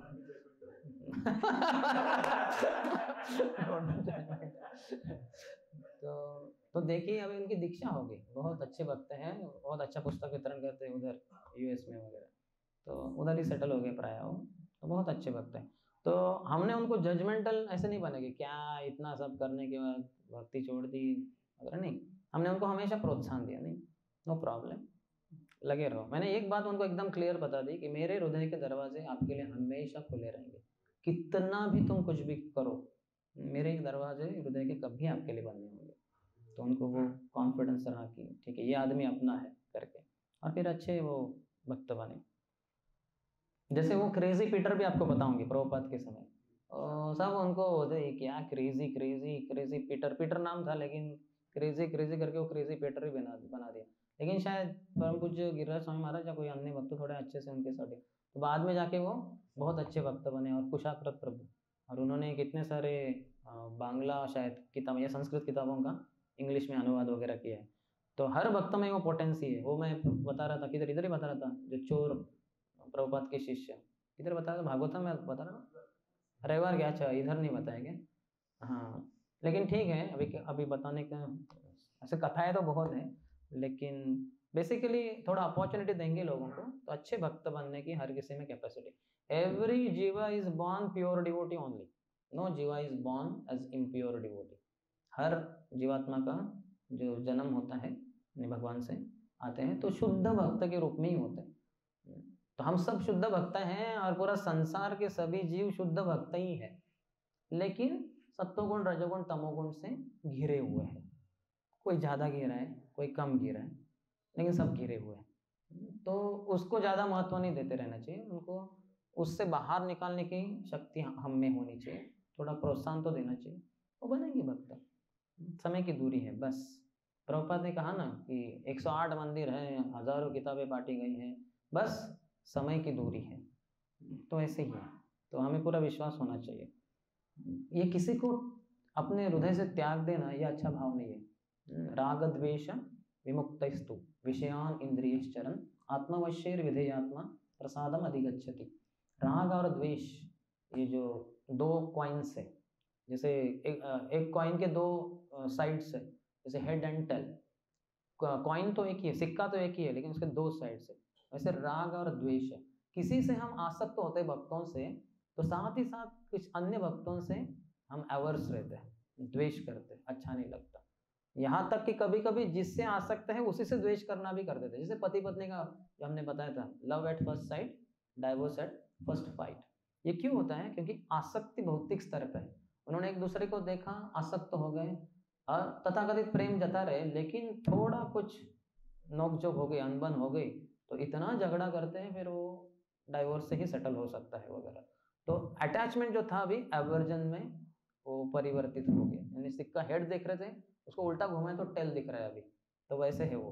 तो ये दोनों से मुक्त होना चाहिए। बहुत जगह पे भगवान ने ऐसे कहा, वीत राग भय क्रोधा मन्मया माम उपाश्रिता, बहुत जगह पे भगवान कहते हैं, क्योंकि ये द्वेष के कारण ऐसा होता है, तो उससे बचना चाहिए। ये सब हमारी समस्या शास्त्रों के, अभी जो हमें सेमिनार ले रहे हैं थोड़ा एक अलग तरीके से ले रहे हैं, अलग लैंग्वेज में, लेकिन ये सब जो शास्त्रों के ही निचोड़ है ये सब। इसको संस्कृत में या भगवत भागवतम के टर्म्स में सब बोला जा सकता है, लेकिन हम थोड़ा अपने इंग्लिश भाषा में बोल रहे हैं आज के तारीख के अनुसार। फिर आगे है कि real communication is worth striving for.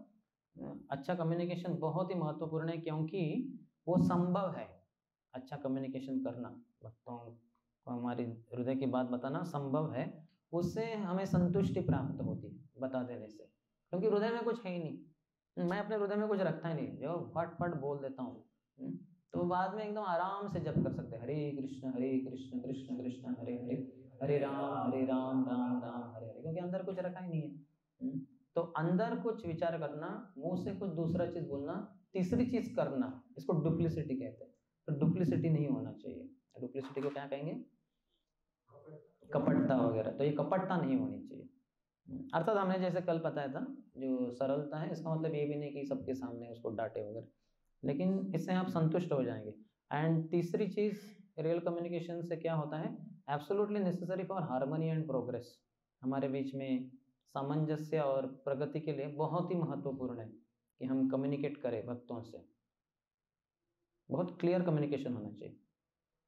फिर तीसरा जो एक उपाय है कनिष्ठ से मध्यम की तरफ बढ़ने के लिए, वो है एप्रिसिएशन एंड रिस्पेक्ट, यानी सराहना करना और आदर देना। इसमें भी कुछ पॉइंट्स है। जैसे पहला पॉइंट है एप्रिसिएशन एंड रिस्पेक्ट में, it should be done by practice and precept towards the smallest of people.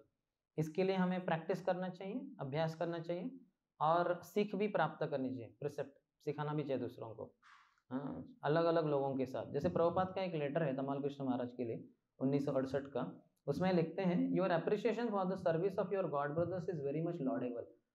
तो तमाल कृष्ण महाराज इंचार्ज थे, जोनल ये भी थे, तो उन्होंने प्रभुपाद को अपने गुरु भाइयों का, जो उनके अंतर्गत सेवा कर रहे थे, उनका गुणगान करके एक लेटर भेज दिया। प्रभुपाद कहे, आपका ये जो आपके गुरु भाइयों का गुणगान है, ये बहुत ही सराहनीय है। This is actually a devotee's business. ये वास्तव में एक भक्त का कार्य है। That everyone should appreciate the value of other devotees. हर एक भक्त को दूसरे भक्तों की कीमत होनी चाहिए। ये भक्त कीमती है। जैसे अभी देखिए, अभी हम जब बैठे तो समझिए एक भक्त यहाँ से उठ के चले गए, तो एक संख्या कम हो गई। अभी और एक चले गए तो 2 संख्या कम हो गई। और ऐसे देखिए, ऐसे उठते उठते सब चले जाएंगे तो अंत में 1-2 बचेंगे, तो बहुत ही फर्क पड़ जाता है। और वो दोनों भी उठ के चले गए तो कोई नहीं रहेगा इधर। तो ऐसे हर भक्त का वैल्यू है, तो हमें वो समझना चाहिए। तो उनको, उनके लिए बहुत कुछ स्थान है। आपकी जगह पे नहीं है स्थान, लेकिन अन्य जगह पे स्थान होगा।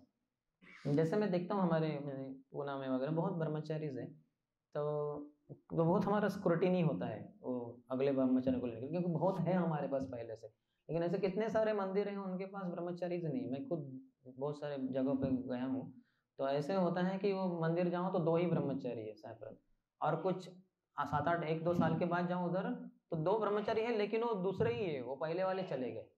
और कुछ सालों के बाद जाऊँ तो 1-2 है, वो कोई और ही है। तो ऐसा हर बार वो बदलता हुआ सिनेरियो है उधर। तो उधर बहुत ब्रह्मचारियों के लिए रेड कारपेट वेलकम दिया जाता है। उनको तो आप आ जाइए बस, आप पूना से रिजेक्ट, आपका यहाँ रेड कारपेट वेलकम है। तो क्योंकि पूना से जो गिरा है ना, जो IIT में फेल हुआ, वो जरूर BA BCom कॉलेज में वो तो हीरो रहेगा एकदम। लेकिन IIT वाले नहीं, वो तो जीरो है। नहीं, हमारे इधर हीरो है, लेकिन वो क्योंकि हम BA BCom वाले हैं। तो इसलिए भक्तों का आदर करना चाहिए हमें, उनको कभी कम नहीं देखना चाहिए। दूसरों को हमेशा सराहना करनी चाहिए, उनकी कीमत जाननी चाहिए। भगवान कितनी कीमत देते हैं, भगवान इतने उनके पहले दिन से उनके हृदय में स्थित है।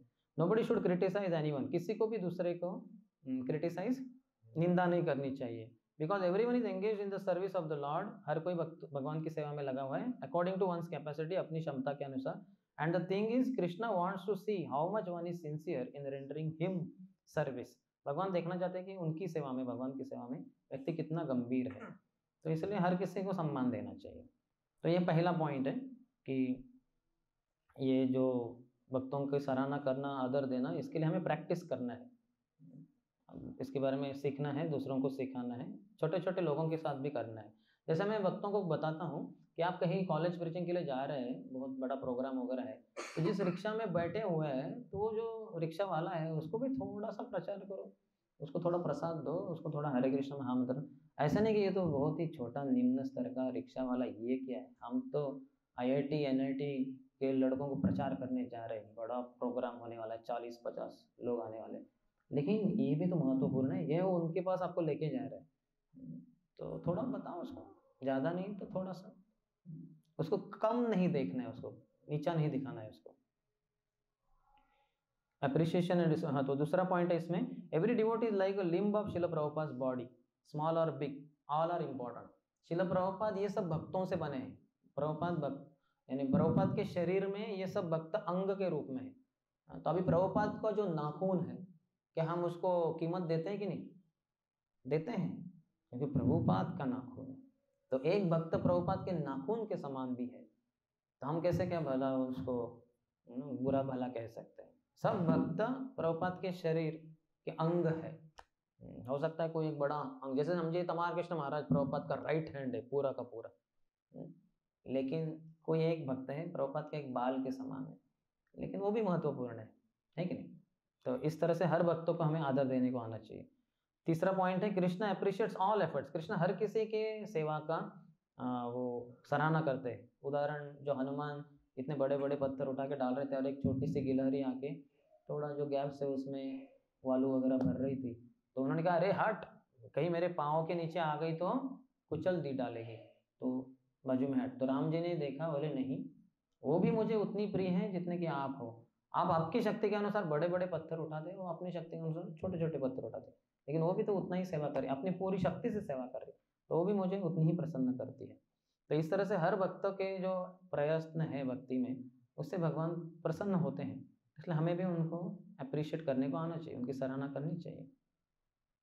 चौथा उसमें मुद्दा है, if we are humble we can see that all are offering as much service as we are.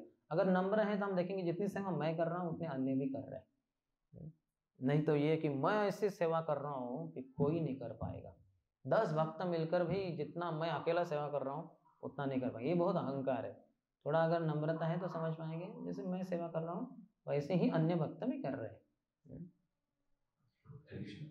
जैसे आपने बताया कि हमको सबको अप्रिशिएट करना चाहिए, भगवान बोले कि हनुमान जी को कि मैं भी तुमसे उतना ही प्रसन्न हूं जितना, लेकिन हम देखते हैं कि दुर्भाग्य किसी संस्था में इस प्रकार से हो गया है कि ऐसा संस्था में मत बोलिए, थोड़ा कभी आपने देखा है आप तो ऐसे बोल रहे जैसे पूरा 750 मंदिरों में घूम के आए हैं। ऑन एवरेज तो समझ लिया बहुत कुछ तो नहीं समझे आप थोड़ा जनरलाइज करके स्टैंप मत मारिए। बोलेंगे कि ठीक है, ब्रजेंद्र किशोर डिस्ट्रीब्यूटेड 4 बुक्स, हरि बोल, सुंदर श्याम प्रभु 8 बुक्स, हरि बोल, जीवन प्रभु 20 बुक्स, हरि बोल, तो इस प्रकार से करते हैं तो अभी स्कोर ज्यादा है ना, यानी उसके एंडेवर ज्यादा रहे होंगे होपफुली। आजकल वो बुक डिस्ट्रीब्यूशन चलता है कि रिसीट बुक डिस्ट्रीब्यूशन चलता है, ये प्रश्न है कि उसने बहुत सारे रिसीट बांटे अपने काउंसिल्स को और पैसा इकट्ठा करो, अरे नहीं पैसा इकट्ठा हो गया, यानी उतने बुक्स डिस्ट्रीब्यूट हो गए, उसने बुक्स को हाथ ही नहीं लगाया। आजकल हमारा बुक डिस्ट्रीब्यूशन के बजाय काफ़ी सारा रिसीट बुक डिस्ट्रीब्यूशन चलता है, बट नो प्रॉब्लम, कुछ तो एंडेवर किया है, ज़्यादा ये है बुक्स तो चलेगा, नो प्रॉब्लम, चिंता मत कीजिए। एक एग्जांपल बताया मतलब, तो इस प्रकार से हमारा जो टेंडेंसी है, मेरे अंदर भी है कि जो व्यक्ति ज्यादा मतलब कैंप में ज्यादा बच्चों को लेके आएगा, हाँ कृष्ण भगवान प्रभु 40 बच्चे एमके, तो ये इसको कैसे ठीक नहीं, ये ठीक है ना, वो प्रयत्न भी कर रहे ना, इसका मतलब ये नहीं जिसका एक भी बच्चा नहीं उसको आप एकदम बोलो देखूंगा भी नहीं तुम्हारी तरफ, ऐसे नहीं, उसको गले लगाओ, उसको बोलो मेरा बच्चा आप ले लो दान दो है कि नहीं। समभाव से देखना चाहिए, आत्मा के स्तर पे एक ही है, भक्ति भावना भगवान देखते हैं, भगवान भक्ति भावना देखते हैं, ये बाकी ऊपर के स्कोर नहीं देखते, आपकी भावना क्या है। Prabhupada said the advancement in Krishna consciousness depends on the attitude of the follower, आपका क्या अंदर का भाव है, भगवान भाव को पकड़ते हैं, हम ऊपर के स्कोर को पकड़ते हैं ये समस्या है, भगवान स्कोर को कभी नहीं पकड़ते, भगवान भाव को पकड़ते हैं। भावग्राही जनार्दनम। तो मतलब वो टेंडेंसी कैसे है, वही मैं मतलब भगवान का तो समझ रहा हूँ, मतलब तो इसलिए शास्त्र पढ़िए, भगवान के हृदय को जानिए। साधवो हृदयम मह्यम साधुनाम हृदयम तो हम मदन्यते न जानन्ति नाहं तेभ्यो मनागपि। साधु हमेशा मेरे हृदय में रहते हैं, मैं उनके साधुओं के हृदय में रहता हूँ। मेरे अलावा वो किसी को नहीं जानते, मैं भी उनके अलावा किसी को नहीं जानता। तो कितना घनिष्ठ संबंध है साधुओं के साथ। साधु यानी ऐसे नहीं गिरवे कपड़े पहने, साधु यानी जिन्होंने अपने हृदय को भगवान को अर्पण किया, वो सब साधु हैं। तो भगवान के हृदय को जानिए तो फिर हम समझ जाएंगे। ज्ञान चक्षु क्या है? भगवान की दृष्टि से संसार को देखना, जैसे उन्होंने बताया वैसे। चर्म चक्षु यानी कि मैं अपनी दृष्टि से देख रहा हूँ, हाँ ये काला ये गोरा, ये अमीर ये गरीब, ये पढ़ा लिखा या अनपढ़, ये मैं चर्म चक्षु से देख रहा हूँ। तो ज्ञान चक्षु या शास्त्र चक्षु से देखना यानी भगवान की दृष्टि से देखना। बलम बलवताम चाहम, जब भी किसी शक्तिशाली व्यक्ति का बल देखते हो कि समझो it's but a spark of my Splendor, मम तेज अंश संभव, मेरे तेज का एक अंश है बस। भगवान को देखने को आना चाहिए। जब शास्त्र चक्षु है तो भगवान को देख पाते। और इसके ऊपर अर्थात प्रेमांजन चरित चक्षु है, जिसके द्वारा संतः सदैव हृदयेषु विलोकयन्ति यम श्याम सुंदरम अचिंत्य गुणस्वरूपम, अपने हृदय में हमेशा श्याम सुंदर भगवान को देखना। तो ये बहुत ऊंची दृष्टि है, लेकिन थोड़ा बीच वाली मध्यमाधिकारी जैसी श्याम ये ज्ञान चक्षु शास्त्र चक्षु से देखना चाहिए, अपनी इन चक्षु से नहीं देखना चाहिए। इसलिए शास्त्र पढ़नी चाहिए, गुरु से सुनना चाहिए। फिर वो चक्षुर उन्मीलितम ये न, हमारे शास्त्र चक्षु खोलता है। ऐसा नहीं कि गुरु महाराज आके होते क्या सोए हो, खोलो आके खोलो, ऐसा नहीं। वो ज्ञान चक्षु खोल देते हैं हमारे बताकर। तो उनके मुख कमल हमारे कान, ये कॉम्बिनेशन हमेशा होना चाहिए। नहीं तो काफी बार क्या होता है, हमारा मुख और गुरु महाराज के कान, गुरु सुनिए, गुरु महाराज सुनिए, सुनो। तो ऐसा नहीं करना चाहिए, उनको कहना चाहिए सुनाओ, हम सुनेंगे। अपनी मुंह बंद कर देता हूँ मैं, हम मुंह बंद ही नहीं करते, बोलते ही रहते हैं। ठीक है, फिर आगे this quality very important for managers. हम भक्तों की सराहना करना, उनको आदर देना, ये मैनेजर्स के लिए बहुत ही महत्वपूर्ण क्वालिटी है। नहीं करेंगे तो अकेले रह जाएंगे, खुद बर्तन घीसते रह जाएंगे। थोड़ा सराहना करेंगे भक्तों को तो बोलेंगे प्रभु क्या सेवा है, ये बर्तन मांज दोगे क्या? हाँ क्यों नहीं, इतना आपने बोला कि आप इतने अच्छे भक्त हो तो क्यों नहीं। अर्थात तो मस्का लगाने के उद्देश्य से नहीं, लेकिन मस्का कम पड़ गया तो आप सब जानते हैं मैनेजमेंट को, इनको बना दीजिए मैनेजर प्रेसिडेंट, अच्छा रहेगा। मंदिर की दिन दुगनी रात चौगुनी प्रगति होने की संभावना है। तो छठा पॉइंट है इसमें पार्शियलिटी टू डिवोटीज, भक्तों के प्रति पक्षपात। तो उसमें भी ये पॉइंट है, serious violence and can create havoc. भक्तों में हम पक्षपात करेंगे तो इससे बहुत ही गंभीर हिंसा हो जाती है और इसके कारण जैसे सत्यानाश हो जाता है। जैसे कैसे कहाँ भेदभाव करेंगे, मेन विमेन, पुरुष स्त्री। जैसे इस्कॉन के रूल के अनुसार स्त्रियों को आधा भाग मंदिर का होता है, उस तरफ आजकल वो है, वेस्ट से शुरू हुआ। जैसे हाल ही में मुझे अनाउंसमेंट करने को राधेश्याम प्रभु आए थे, राधेश्याम प्रभु आए और दूसरे दिन मंगल आरती में पहला ही दिन था उनका और नरसिंह आरती चल रही थी। तो हुआ यूँ कि एक नई लड़की आई थी बाहर वाली, तो वो फोटो निकालते हो, तो रोज की जो माता जी होती है वो थोड़ी फोटो निकालेंगे, वो तो मंगल आरती अटेंड करें। तो वो पीछे होके राधा वृंदावन चंद्र जो बीच का अल्टर है उसके पीछे से वो फोटो निकाल रहे थे और बीच में वहाँ बहुत सारे जवान लड़के हमारे और ब्रह्मचारी कुछ, वो एकदम भगवान को पास से दर्शन कर रहे थे, उनको पता ही नहीं है पीछे से फोटो निकालने। तो वो थोड़े हिलते थे तो फिर इधर से वगैरह वो फोटो या वीडियो शूटिंग कर रही थी। तो राधेश्याम प्रभु ने देखा, फिर वो गए उधर और वो भक्तों को बोला कि इधर आइए, आप इधर आइए सर, ये माता जी का सेक्शन, तो इधर आना, उधर बीच में बैरिकेड डाल दिया। फिर वो लड़की पास में जाके बहुत अच्छे से ये करने लगी, दर्शन वगैरह। फिर नरसिंह आरती के समय, क्योंकि मैं स्कोर अनाउंस करता हूँ, तो राधेश्याम प्रभु ने मुझे बुलाया पास में, बोले अनाउंसमेंट करो।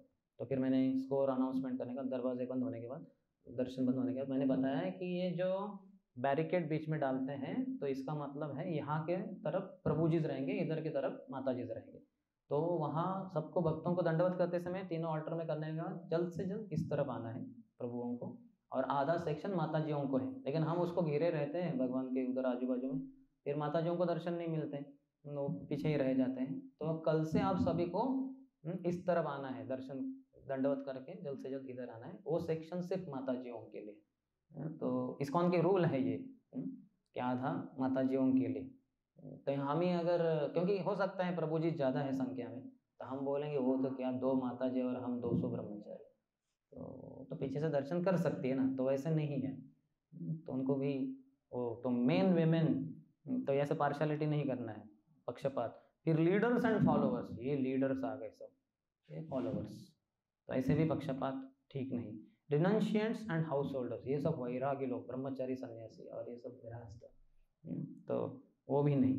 कोर एंड कॉन्ग्रीगेशन, कोर यानी क्या, बहुत ही ये मैनेजमेंट में शायद बहुत ही प्रमुख लोग, और पूरा कॉन्ग्रीगेशन तो बहुत बड़ा है। डिफरेंट गुरुज एंड डिसाइपल्स, अलग अलग गुरु, हमारे गुरु दूसरों के गुरु, वैसे तो ऐसा भेदभाव करने से बहुत गंभीर वायलेंस यानी हिंसा हो जाती है भक्तों के प्रति, और फिर इसके कारण हेवाक जैसे सत्यानाश जैसे हो जाता है। तो धीरे धीरे इस्कॉन में जैसे गुरु, बहुत सारे गुरु हैं, तो इसलिए हम अपने गुरु का नाम, जैसे मैं जब 96 में 97 में, हम तो हमारे गुरु महाराज का ऐसे खुल्लम खुल्ला ऐसे जय गुरु महाराज को मंगल आरती में पूरा चलता था जोर से तो लेकिन धीरे धीरे हमें बताया गया कि नहीं, ऐसा नहीं चलेगा। वो जोनल आचार्य करके वगैरह कंसेप्ट से बाद में निकाल दिए गए। तो अभी सिर्फ जय गुरुदेव बोलना है, अपने अपने गुरु को याद करो, आपके गुरु का नाम व्यास पूजा के दिन ठीक है, अन्यथा नहीं लेना है। तो इस तरह से ऐसे सब नियम, नहीं तो हम नहीं बोलेंगे नहीं नहीं हम बस अपना ही करेंगे, तो समस्या हो जाएगी। अगर मेन कॉन्शियस रहेंगे, प्रभु जी को ये करेंगे, तो माता जी लोग नाराज़ हो जाएंगे, फिर माता जी फिर जो भी है। वेस्ट में तो बहुत हैं, जैसे हमारे एक बहुत सीनियर ब्रह्मचारी राधा गोपीनाथ मंदिर के गए थे अमेरिका, तो उनको भागवतम देना को कहा एक मंदिर में, तो वैसासन था उधर, तो आके वो बैठ गए और प्रवचन दे दिया पूरा, और बाद में प्रश्नोत्तर वगैरह तो अच्छा हुआ सब। बाद में उनके गुरु महाराज ने, परम पूज्य राधानाथ महाराज ने उनको बोला कि आप जो वेस्ट में गए थे, आपके खिलाफ माताजियों का कंप्लेन है। बोले कंप्लेन, क्या कंप्लेन है? बोले आपने पूरा लेक्चर में प्रभु जियों की तरफ ही देखकर लेक्चर दिया, माताजियों की तरफ देखा ही नहीं। वो पूरा व्यासासन प्रभु जियों की तरफ था। बोले महाराज तो मुझे पता ही नहीं, जैसा था वो मैं थोड़ा ना उसको हिला के वो इधर उधर करूँ, जैसा था उधर जाके बैठ गया मैं। बोले नहीं, आपको माताजियों की तरफ भी देखना है, उस तरफ भी। बोले महाराज ये तो मुझे पता ही नहीं वेस्ट में क्या चलता है। बोले अभी समझो चिंता मत करो, मैंने संभाला है स्थिति को, लेकिन आगे से ध्यान दो। तो पाश्चात्य देशों में तो माताजी तो एकदम नहीं कि नहीं, तो यहाँ भारत में चलता है यहाँ की माताजी ये, लेकिन फिर भी वो लीडर्स को पता होना चाहिए सब कैसे करना है वगैरह। तो आ गया छठा पॉइंट है इसमें ही, partiality to devotees. Shri Prabhupada ने कहा कि party politics will spoil everything. Party politics, ये जो पक्ष है ना, ये हमारा पक्ष है, ये हमारा, जैसे हम युवा प्रचारक है, हम सब ये सब आइडेंटिटी रखते हैं सब, है ना। जैसे डांसिंग सर्कल करते हुए कभी कभी सब सैफरन ब्रह्मचारी बीच में आ जाते हैं, और इधर गलती से कोई वाइट ब्रह्मचारी आएगा, अरे ये क्या कर रहा है इधर, हम सब सैफरन बीच में नृत्य कर रहे, ये क्या सैफरन है क्या, तो समझ में नहीं आ रहा है क्या है, ये कैसे आ गया, अंधा है क्या। तो अभी देखिए वो ब्रह्मचारी है, अपने ही मंदिर का है, आप में से किसी ने प्रचार करके लाया होगा उसको, और उसको भी आगे जाके सैफरन देने ही वाले, लेकिन अभी सैफरन में नहीं है ना, अभी बीच का सर्कल सैफरन वालों का है, तो ये आया है कैसे बीच में। हो सकता है बीच में भक्ति प्रेम महाराज नाच रहे, हाँ वो ठीक है, वो सन्यासी है, और हम सैफरन ब्रह्मचारी, ये व्हाइट वाला बीच में क्या कर रहा है, टांग कैसे अड़ाई इसने। तो ऐसे सब सोचते रहते हैं। तो ये ब्रह्मचारियों के बीच में, फिर ब्रह्मचारियों के बीच में कोई गृहस्थ आ गया, तो ये क्या कर रहे हैं, गृहस्थ कैसे आ गया हमारे बीच में। तो ऐसे ये सब सोचना है, बहुत समस्या करता है। Party politics will spoil everything, यानी हम कीर्तन को छोड़ के, वो हरि नाम वगैरह उसको छोड़ के, हम अपने ही वर्ण आश्रम में फंसकर गिरकर उधर ही डूब के मर गए कीर्तन के समय। तो वैसा नहीं होना चाहिए। थोड़ा ठीक है, चलो आप सैफरन नाच रहे थे, बीच में एक वाइट आ गया, उसको बेचारे को पता नहीं, उसको भी ले लो, उसका भी सैफरन हो जाएगा बाद में आपकी कृपा से, नहीं तो उसको वहीं से बाहर निकाल दे, बेचारा आश्रम ही छोड़ के चला जाए। तो सबको, he built a house in which the whole world can live peacefully. हमारा हृदय उतना बड़ा होना चाहिए जैसा प्रभुपाद का था, इसलिए इतना बड़ा इस्कॉन का घर बना है पूरे संसार भर में। तो उतना हमारा भी हृदय थोड़ा सा बढ़ाना चाहिए। तो पार्टी पॉलिटिक्स अच्छा नहीं है। तो इसमें उदाहरण के लिए controversy between grihasthas and sannyasis in 1976 Radha Damodar travelling संकीर्तन पार्टी के द्वारा हुआ था। तो बहुत सारे गृहस्थ जो प्रेसिडेंट्स वगैरह थे उन्होंने प्रभुपाद से शिकायत कर दी कि प्रभुपाद ये राधा दामोदर ट्रैवलिंग संकीर्तन बस पार्टी वाले आते हैं, हमारे ब्रह्मचर्यों को फुसला कर लेके जाते हैं, कह करके क्या तुम मंदिर में बैकअप कर रहे हो, अरे ब्रह्मचर्य यानी प्रचार, निकलो बाहर, हम करते हैं कॉलेजेस में प्रचार, पुस्तक वितरण, आ जाओ। तो बेचारे ब्रह्मचारी लेके जाते थे। और एक गृहस्थ ये प्रेसिडेंट मुझे अभी मंदिर कैसे चलाएंगे, बैकअप कौन करेगा वगैरह वगैरह। तो प्रभुपाद से शिकायत कर दिया। फिर महाराज प्रभुपाद ने जो लीडर थे उनको चाइना में भेज दिया कि जाओ आप चाइना में प्रचार करो। तो ऐसे पार्टी पॉलिटिक्स के कारण समस्या होती। दूसरा है decline in Vedic culture due to mass conversion.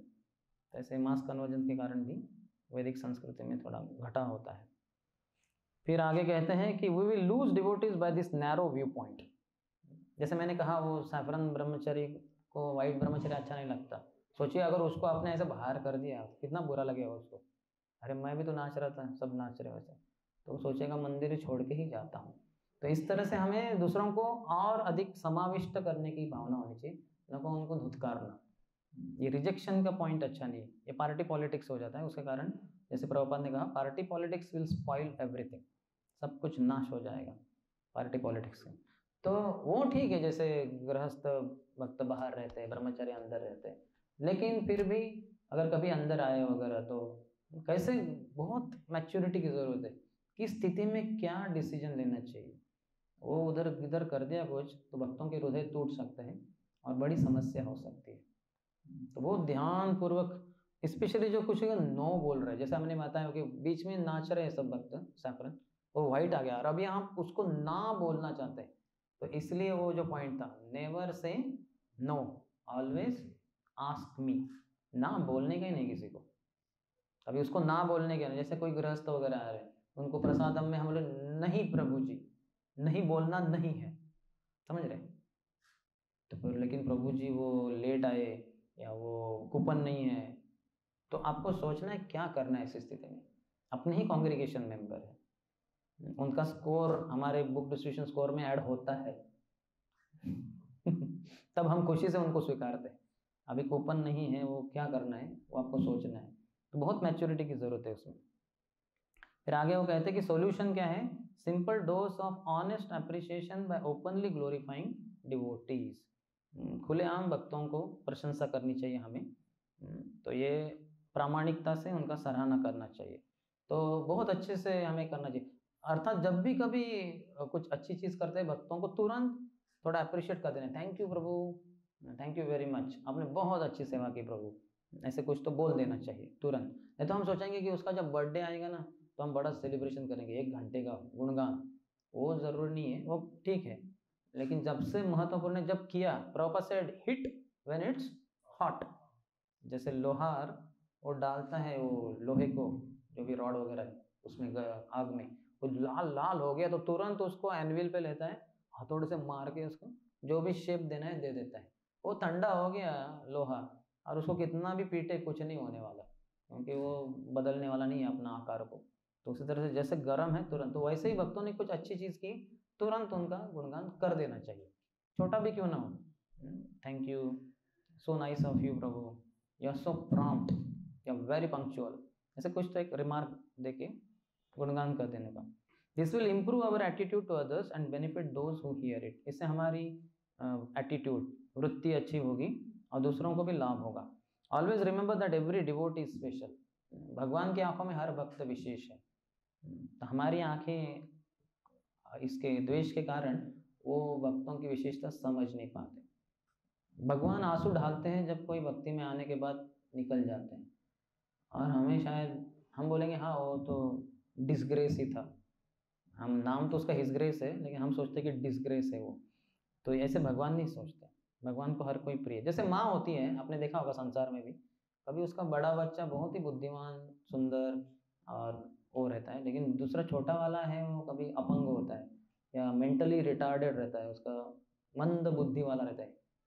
कद तो बढ़ गया, उम्र तो बढ़ गई, लेकिन उसकी बुद्धि बढ़ती नहीं। लेकिन माँ कभी उसको ऐसे गलत व्यवहार नहीं करती उसके साथ, हमेशा प्रेम जताती है उसके साथ। तो उसको हमेशा प्रोत्साहन देती है कि you go head in life वगैरह। तो हमें ऐसे माँ की तरह होना चाहिए, भक्तों को सराहना करने को आना चाहिए। तो कोई प्रश्न है जो हमने चर्चा की? तीसरा पॉइंट जो अप्रिसिएशन एंड रिस्पेक्ट। हरे कृष्ण। प्रभु जी आप बता रहे थे कि भक्तों को हमेशा पुराना पंडित ने बताया कि उन्हें साधु मानना चाहिए और अभी जैसे अप्रिसिएशन ये सब करना चाहिए। पर जनरली देखा जाता है, जो mentioning the brahmachari class, there are two sides of ISKCON, एक ग्लैमरस ISKCON और एक रियल प्रॉपर ISKCOन। तो जनरली नाउअडेज मेंटालिटी इज मतलब व्यक्तिगत रूप से मेरी we think that institutional advancement is spiritual advancement। संस्था में जैसा प्रगति करते जा रहा है, हमें लगता है शायद यही भक्ति की प्रगति है। उसी हिसाब से post, position, influence, management, followers के हिसाब से ही हम भक्ति का जो प्रगति का मापदंड है हम वैसा ही रखते हैं। तो इसको कैसे रोकना चाहिए? इसको कैसे रोकना चाहिए अपने वैयक्तिक जीवन में? कि हम इंस्टीट्यूशन की प्रोग्रेस को स्पिरिचुअल प्रोग्रेस ना समझें, but we also appreciate genuine devotees who are very simple at heart and. हाँ, इसलिए शास्त्र पढ़ने चाहिए। प्रभुपाद की किताब पढ़ेंगे तो वो हमारे चक्षु खोल देते हैं, ज्ञान चक्षु। तो इसके द्वारा हमें क्लियर हो जाता है कि भक्ति है क्या। नहीं तो हम अपना ही ऑब्जर्वेशन, चर्म चक्षु के द्वारा जो निरीक्षण है उसके बलबूते पर भक्ति की प्रगति का मापदंड लगा देते हैं। वो नहीं है। आचार्यों ने क्या कहा है? आचार्योपासनम, आचार्यवान पुरुष वेद। जो आचार्यवान है, वान यानी पजेसिंग, गुणवान, जिसके पास गुण है, तो वैसे आचार्यवान जिसके पास आचार्य है, आचार्यों के चरणों का आश्रय लिया है, तो पुरुष वेद, वो व्यक्ति वेदों को जानता है, वो शास्त्र के मर्म को जानता है। तो फिर हम समझेंगे कि भक्तों को कैसे सराहना करना है, भगवान कैसे देखते हैं, आचार्य कैसे देखते हैं इत्यादि। न तो ये इंस्टीट्यूशनल लेवल पे इसका बहुत स्कोर है तो ये बड़ा महान भक्त, इसका कुछ स्कोर ही नहीं तो इसकी कुछ कीमत ही नहीं, ऐसे हम करते नहीं बैठेंगे। भक्तों की सही में कीमत समझ में आएगी हमें। ठीक है? यस। हरे कृष्ण। हरे कृष्ण। तो जिस प्रकार से बार बार ये किस प्रकार से प्रभुपाद जी का बुक को पढ़ना चाहिए, तो मेरा भी सवाल है, जिसमें आध्यात्मिक उन्नति के लिए डिफरेंट अंग है, जैसे मृदंग प्रैक्टिस करना, सुनना, पढ़ना, तो रेगुलर बेसिस में हम करना चाहते हैं, पर्सनल लाइफ में करना चाहता हूँ, परंतु उसको कंटिन्यू करने में बहुत दिक्कत रहता है। तो उसको कैसे ओवरकम किया जाए? एक भक्त के साथ अपनी मैत्री कर लीजिए, बताइए कि हम दोनों साथ में कर सकते हैं क्या प्रभुपाद बुक रीडिंग रोज। हम टाइम डिसाइड करेंगे, आज करेंगे डिसाइड कल के लिए, कल डिसाइड करेंगे परसों के लिए, ऐसे एक एक दिन के। या फिक्स टाइम है तो बहुत ही अच्छा है। ब्रह्मचारी है दोनों तो हो सकता है लाइफ भी थोड़ा काफ़ी समान है, मिलता जुलता, तो एक टाइम फिक्स भी कर सकते हैं। तो उस समय दोनों मिलके करेंगे तो आसान होगा। संगे शक्ति कलयुगे, संगम के द्वारा शक्ति आती है कलयुग में, तो दैट इज़ एक पॉइंट है। या दूसरा है, जैसे आप सोच सकते हैं, मैं इसे बच्चों को बोलता हूँ, लड़कों को, कि हर मील के पहले 10 मिनट पढ़ना है आपको, या 15 मिनट। अगर दिन में 3 बार खाते हैं आप, ब्रेकफास्ट, लंच, डिनर, तो हर प्रसाद के पहले 15 मिनट पढ़ना है आपको, तो अपने आप 45 मिनट्स हो जाएगा आपका। यहाँ तक कि भी बोलता हूँ कि अगर महाप्रसाद गोविंद प्रेयर हो भी गया है, प्लेट सामने भी है, तभी आपको आपके शरीर के लिए प्रसाद नहीं देना है, आपके आत्मा के लिए प्रसाद देना है, प्रभुपाद किताब पढ़कर। तो ऐसा अगर आप नियम बना लें कि बिना 15 मिनट पढ़े मैं प्रसाद लूँगा नहीं हर बार, तो आपका बहुत रीडिंग हो जाएगा, है कि नहीं? ऐसा अपने ऊपर कुछ तो ऐसा एक लगाना पड़ेगा, एक क्या कहते हैं, अंकुश, है कि नहीं? तो फिर हो सकता है। अन्यथा फिर ऐसे ही जीवन बहने देंगे तो बहुत समय बीतने के बाद भी देखेंगे कि सालों साल बीत गए, मैंने तो कुछ पढ़ा ही नहीं, ऐसे रिग्रेट, ऐसे पछतावा ना हो जाए हमें। तो इसलिए कुछ तो एक सॉलिड कदम लेना चाहिए हमारे जीवन में। हरे कृष्ण। हरे कृष्ण। हरे कृष्ण। और एक चीज़, जस्ट आप मंगल आरती के पहले भी पढ़ सकते हैं। जैसे पहले हमने किया था कुछ समय के लिए चला वो, हम सब 3 बजे उठने लगे ब्रह्मचारी काफ़ी सारे, और 3:30 बजे तैयार होकर 3:30 से 4:30 हम हमारी लाइब्रेरी में जाके पढ़ते थे। फिर 4:30 को हम मंगल आरती के लिए टेम्पल हॉल में पहुंच जाते थे। 1 घंटा प्रभुपाद की किताब पढ़ के हो गई।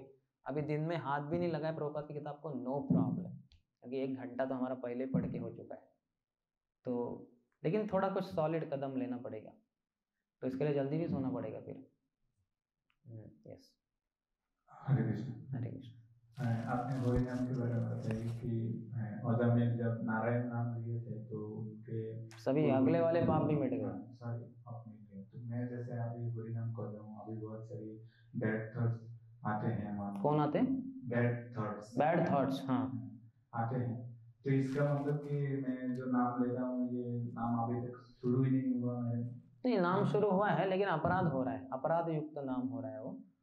तो जो इनका था अजामिल का, वो विवश होकर लिया था उन्होंने अंतिम, तो वो तो विशेषता नामाभास में रहा करके विवश हुआ था। वो देखा आए हैं यमदूत और बस अभी निकलना ही पड़ेगा ये शरीर से बाहर, तो वो विवश होकर जप करने से वो नामाभास में हो गया।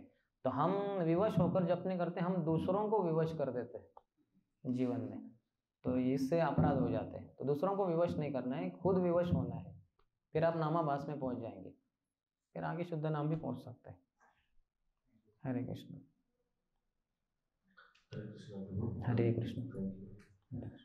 प्रभु, आपने परसेप्शन वाली बात कही थी चर्चा के दौरान, तो प्रश्न था कि प्रभु परसेप्शन भी कई बार क्या होता है ना, हमारा एक बार में डेवलप नहीं होता, एक इंसिडेंट अगर रिपीट होते हैं तो फिर हम किसी के प्रति परसेप्शन डेवलप करते हैं। लेकिन क्यों करना है? यानी आप भक्ति की जो शक्ति है उसको ही आप नकार रहे हैं। भक्ति उसको बदल, अभी देखिए जो वाल्मीकि महर्षि, पहले आप देखेंगे ये इसने एक व्यक्ति को मारा, 2 को मारा, अभी 100 हो गए, 101, 108, 110, आपका परसेप्शन फॉर्म हो गया। यानी आपका वो रत्नाकर डाकू कभी वाल्मीकि महर्षि बन ही नहीं सकता, समझ रहे आप? क्योंकि आप परसेप्शन वाले आदमी हैं। नारद मुनि परसेप्शन वाले नहीं थे, कभी होते ही नहीं नारद मुनि ऐसे। तो उन्होंने देखा कि ये भक्ति ले सकते हैं, तो उसको पकड़ा उन्होंने, उसको बताया बहुत कुछ, आपको पता है कथा। और फिर अंत तो वो तो राम का नाम ही नहीं ले पा रहे, तो भी छोड़ा नहीं, परसेप्शन नहीं छोड़ा उन्होंने, परसेप्शन नहीं पकड़ा, यार ये तो पापी है, कभी भगवान का नाम ले ही नहीं पाएगा, छोड़ो जाने दो, नहीं, बोले उल्टा बोलो। देखो कितना विश्वास है भगवान के नाम पे, उल्टा बोलो, मरा, मरा भी कोई नाम है भगवान का, लेकिन मरा बोलो, मरा मरा मरा करके राम हो गया। इतना फ्री होना चाहिए परसेप्शन से। शुद्ध भक्त परसेप्शन से पूरे मुक्त होते हैं, इसलिए बहुत जोर शोर से प्रचार कर सकते हैं, पूरे संसार को, वो ब्रह्मांड को हरि भक्ति प्रदान करने की शक्ति रखते हैं, क्योंकि परसेप्शन रखते हैं, उनको बहुत क्लियर स्पष्ट होता है ये भगवान का शुद्ध भक्त है, भगवान का शुद्ध भक्त है, ये जगाई मदाई भगवान के शुद्ध भक्त है, ये शुद्ध भक्तों को स्पष्ट होता है। और हम सोचते ये तो बड़े गुंडे हैं, उच्चे लफंगे, लुच्चे लफंगे वगैरह सब कुछ है, हम उनको सब गाली देंगे। शुद्ध भक्त कभी ऐसे नहीं देखते। तो perception forming is limiting the power of भक्ति, कि ऐसा ही है, ये कभी नहीं सुधरेगा, ऐसे नहीं होता। फिर आप भक्ति की शक्ति को जान ही नहीं पा रहे। हर कोई बदल सकता है। जो thank you for clarifying this particular point, ये बहुत अच्छा लगा सुन के। बट एक और क्या होता है ना कि जैसे कि जब तो अगर मान लीजिए मैं तो अभी वो ऐसा शुद्ध भक्ति के स्तर पर तो बिल्कुल भी नहीं, शुरुआत की फेस में, तो अगर मान लीजिए इसमें आपको कोई परसेप्शन फॉर्म हो, वैसे तो मुझे नहीं करना चाहिए, बट अगर मान लीजिए कुछ है तो फिर मैं प्रयास ही करता हूँ कि मैं कम से कम अपराधों से बचूं। तो मैं अगर ये प्रयास करता हूँ कि मैं उस भक्त के साथ अगर रिस्पेक्टफुल डिस्टेंस मेंटेन करके रखूं, तो इज इट ओके? हाँ ओके। ये शायद परम पूज्य गौर गोविंद स्वामी महाराज कहते थे, पे ओबेसेंसेस कीप डिस्टेंस, पे ओबेसेंसेस कीप डिस्टेंस। दंडवत करो, थोड़ा अंतर रखो, क्योंकि पास में जाने से शायद अपराध हो जाएगा, तो दंडवत करो लेकिन, और अंतर रखो, क्योंकि आपका और उनका मिलता जुलता नहीं वैसे। हरे कृष्ण। हरे कृष्ण। हरे कृष्ण। सवाल था जिस प्रकार जगाई माधवी इस प्रकार असुर कैटेगरी में थे, परंतु उनको नित्यानंद प्रभु ने कृपा की और उनको भक्त दृष्टि में देखे। कभी हम आज प्रचार के दौरान कई सारे धर्मों के लोग से मिलते हैं, तो उनको हमारा परसेप्शन क्रिएट होता है कि ये सारे असुर हैं, वो हमारे बारे में हमें असुर समझते हैं, हमको ऐसा लगता है, जैसे आपको वो लगता है कि वो सब असुर है। हाँ, मतलब ऐसा लगता है कभी कभी। तो उस परसेप्शन को हम कैसे क्लियर करें? मैं कितना बड़ा, सबसे बड़ा असुर हूँ ये देखकर। जैसे पर्टिकुलर बेसिस में, जैसे कुछ धर्म के लोग होते हैं जो गाय को मारते हैं, तो उन परिप्रेक्ष्य में आप क्या कहना चाहेंगे? तो उनको और हमारे धर्म में कुछ तो समानता है, उस पॉइंट को पकड़कर उनको प्रचार करो आप, न कि जो विषमता है, जो अंतर है उसको मत पकड़िए, है ना। हरे कृष्ण। हरे कृष्ण। इसी के कंटिन्यूशन में था कि जैसे कि यदि हमको प्रचार करना है, परसेप्शन डेवलप नहीं करना, लेकिन दूसरी तरफ हम बोल रहे हैं कि प्रचारक के लिए थोड़ा सा ये भी भेद भी करना पड़ेगा। हाँ, वो डिस्क्रिमिनेशन है, परसेप्शन नहीं है, इसमें जमीन आसमान का अंतर है। डिस्क्रिमिनेशन करना यानी उनकी जो करंट स्थिति क्या है वो, परसेप्शन यानी ये कभी बदलेगा नहीं, ऐसे का ऐसा ही रहने वाला है। करंट स्थिति को जानकारी उसको डिस्क्रिमिनेशन कहते हैं। जैसे जनरली समय और ऊर्जा को बचाने के लिए हम इस प्रकार के लोगों से दूर रहते हैं। हाँ, तो उसमें तो हाँ, लेकिन परसेप्शन नहीं रखना है, ये तो कभी सुधरेगा ही नहीं, ऐसे नहीं आप बोल सकते, सुधरेगा वो। स्पेशली जैसे प्रभु जी में अदर रिलीजन, अदर कम्युनिटी जो अगेंस्ट सनातन धर्म के हैं, तो उनको हम हमारे मन में परसेप्शन बन ही गया कि ये तो जनरली मतलब ऐसा परसेप्शन नहीं, डिस्क्रिमिनेशन होना चाहिए कि अभी के लिए ये तैयार नहीं है। मैं अंतर रखता हूँ। जैसे छोटा बालक है, वो गंदा है, वो मलमूत्र विसर्जन करता है, तो हम दूर रहते हैं क्योंकि उसने मलमूत्र विसर्जन, इसका मतलब ये नहीं तो पूरा जीवन भर मलमूत्र ही विसर्जित करता रहेगा सारे आम, ऐसे नहीं। वो बड़ा होगा, वो सीख जाएगा, साफ रखेगा अपने आप को, समझ रहे हैं ना। वो अंतर है डिस्क्रिमिनेशन एंड परसेप्शन में। यस, और कोई? हरे कृष्ण। हरे कृष्ण। जैसे रिगार्डिंग अभी जो आपने पॉइंट बताया कि हर एक डिवोटी वैल्यूएबल होता है, सबकी डिवोटी से वेरी वैल्यूएबल, तो बस मेरा एक उससे कंक्लूजन था, जस्ट वांटेड टू कंफर्म कि वैल्यूएबल डिवोटीज की वैल्यू हमें इस प्रकार से समझनी चाहिए कि हमें उनसे सेवा करवाना, we want to engage them. Simultaneously हमको ये भी ध्यान में रखना चाहिए कि हम प्रशिक्षण में भी कहीं कमी ना रखें। बहुत ज़्यादा से ज़्यादा करते जाएंगे तो devotees will feel more inspired to do more and more services. तो ये कंक्लूजन एक सही है। हाँ, प्रशिक्षण भी देना चाहिए, अपने आप को भी प्रशिक्षण देना चाहिए, अपने मन को, और दूसरों के भी स्थूल शरीर और सूक्ष्म शरीर को प्रशिक्षण देना चाहिए अपने अपने अधिकार अनुसार। यानी हमारा अधिकार हो सकता है हमारे यंगर डिवोटीज को, सीनियर के ऊपर हमारा अधिकार नहीं है, लेकिन देना चाहिए प्रशिक्षण जरूर। Any other?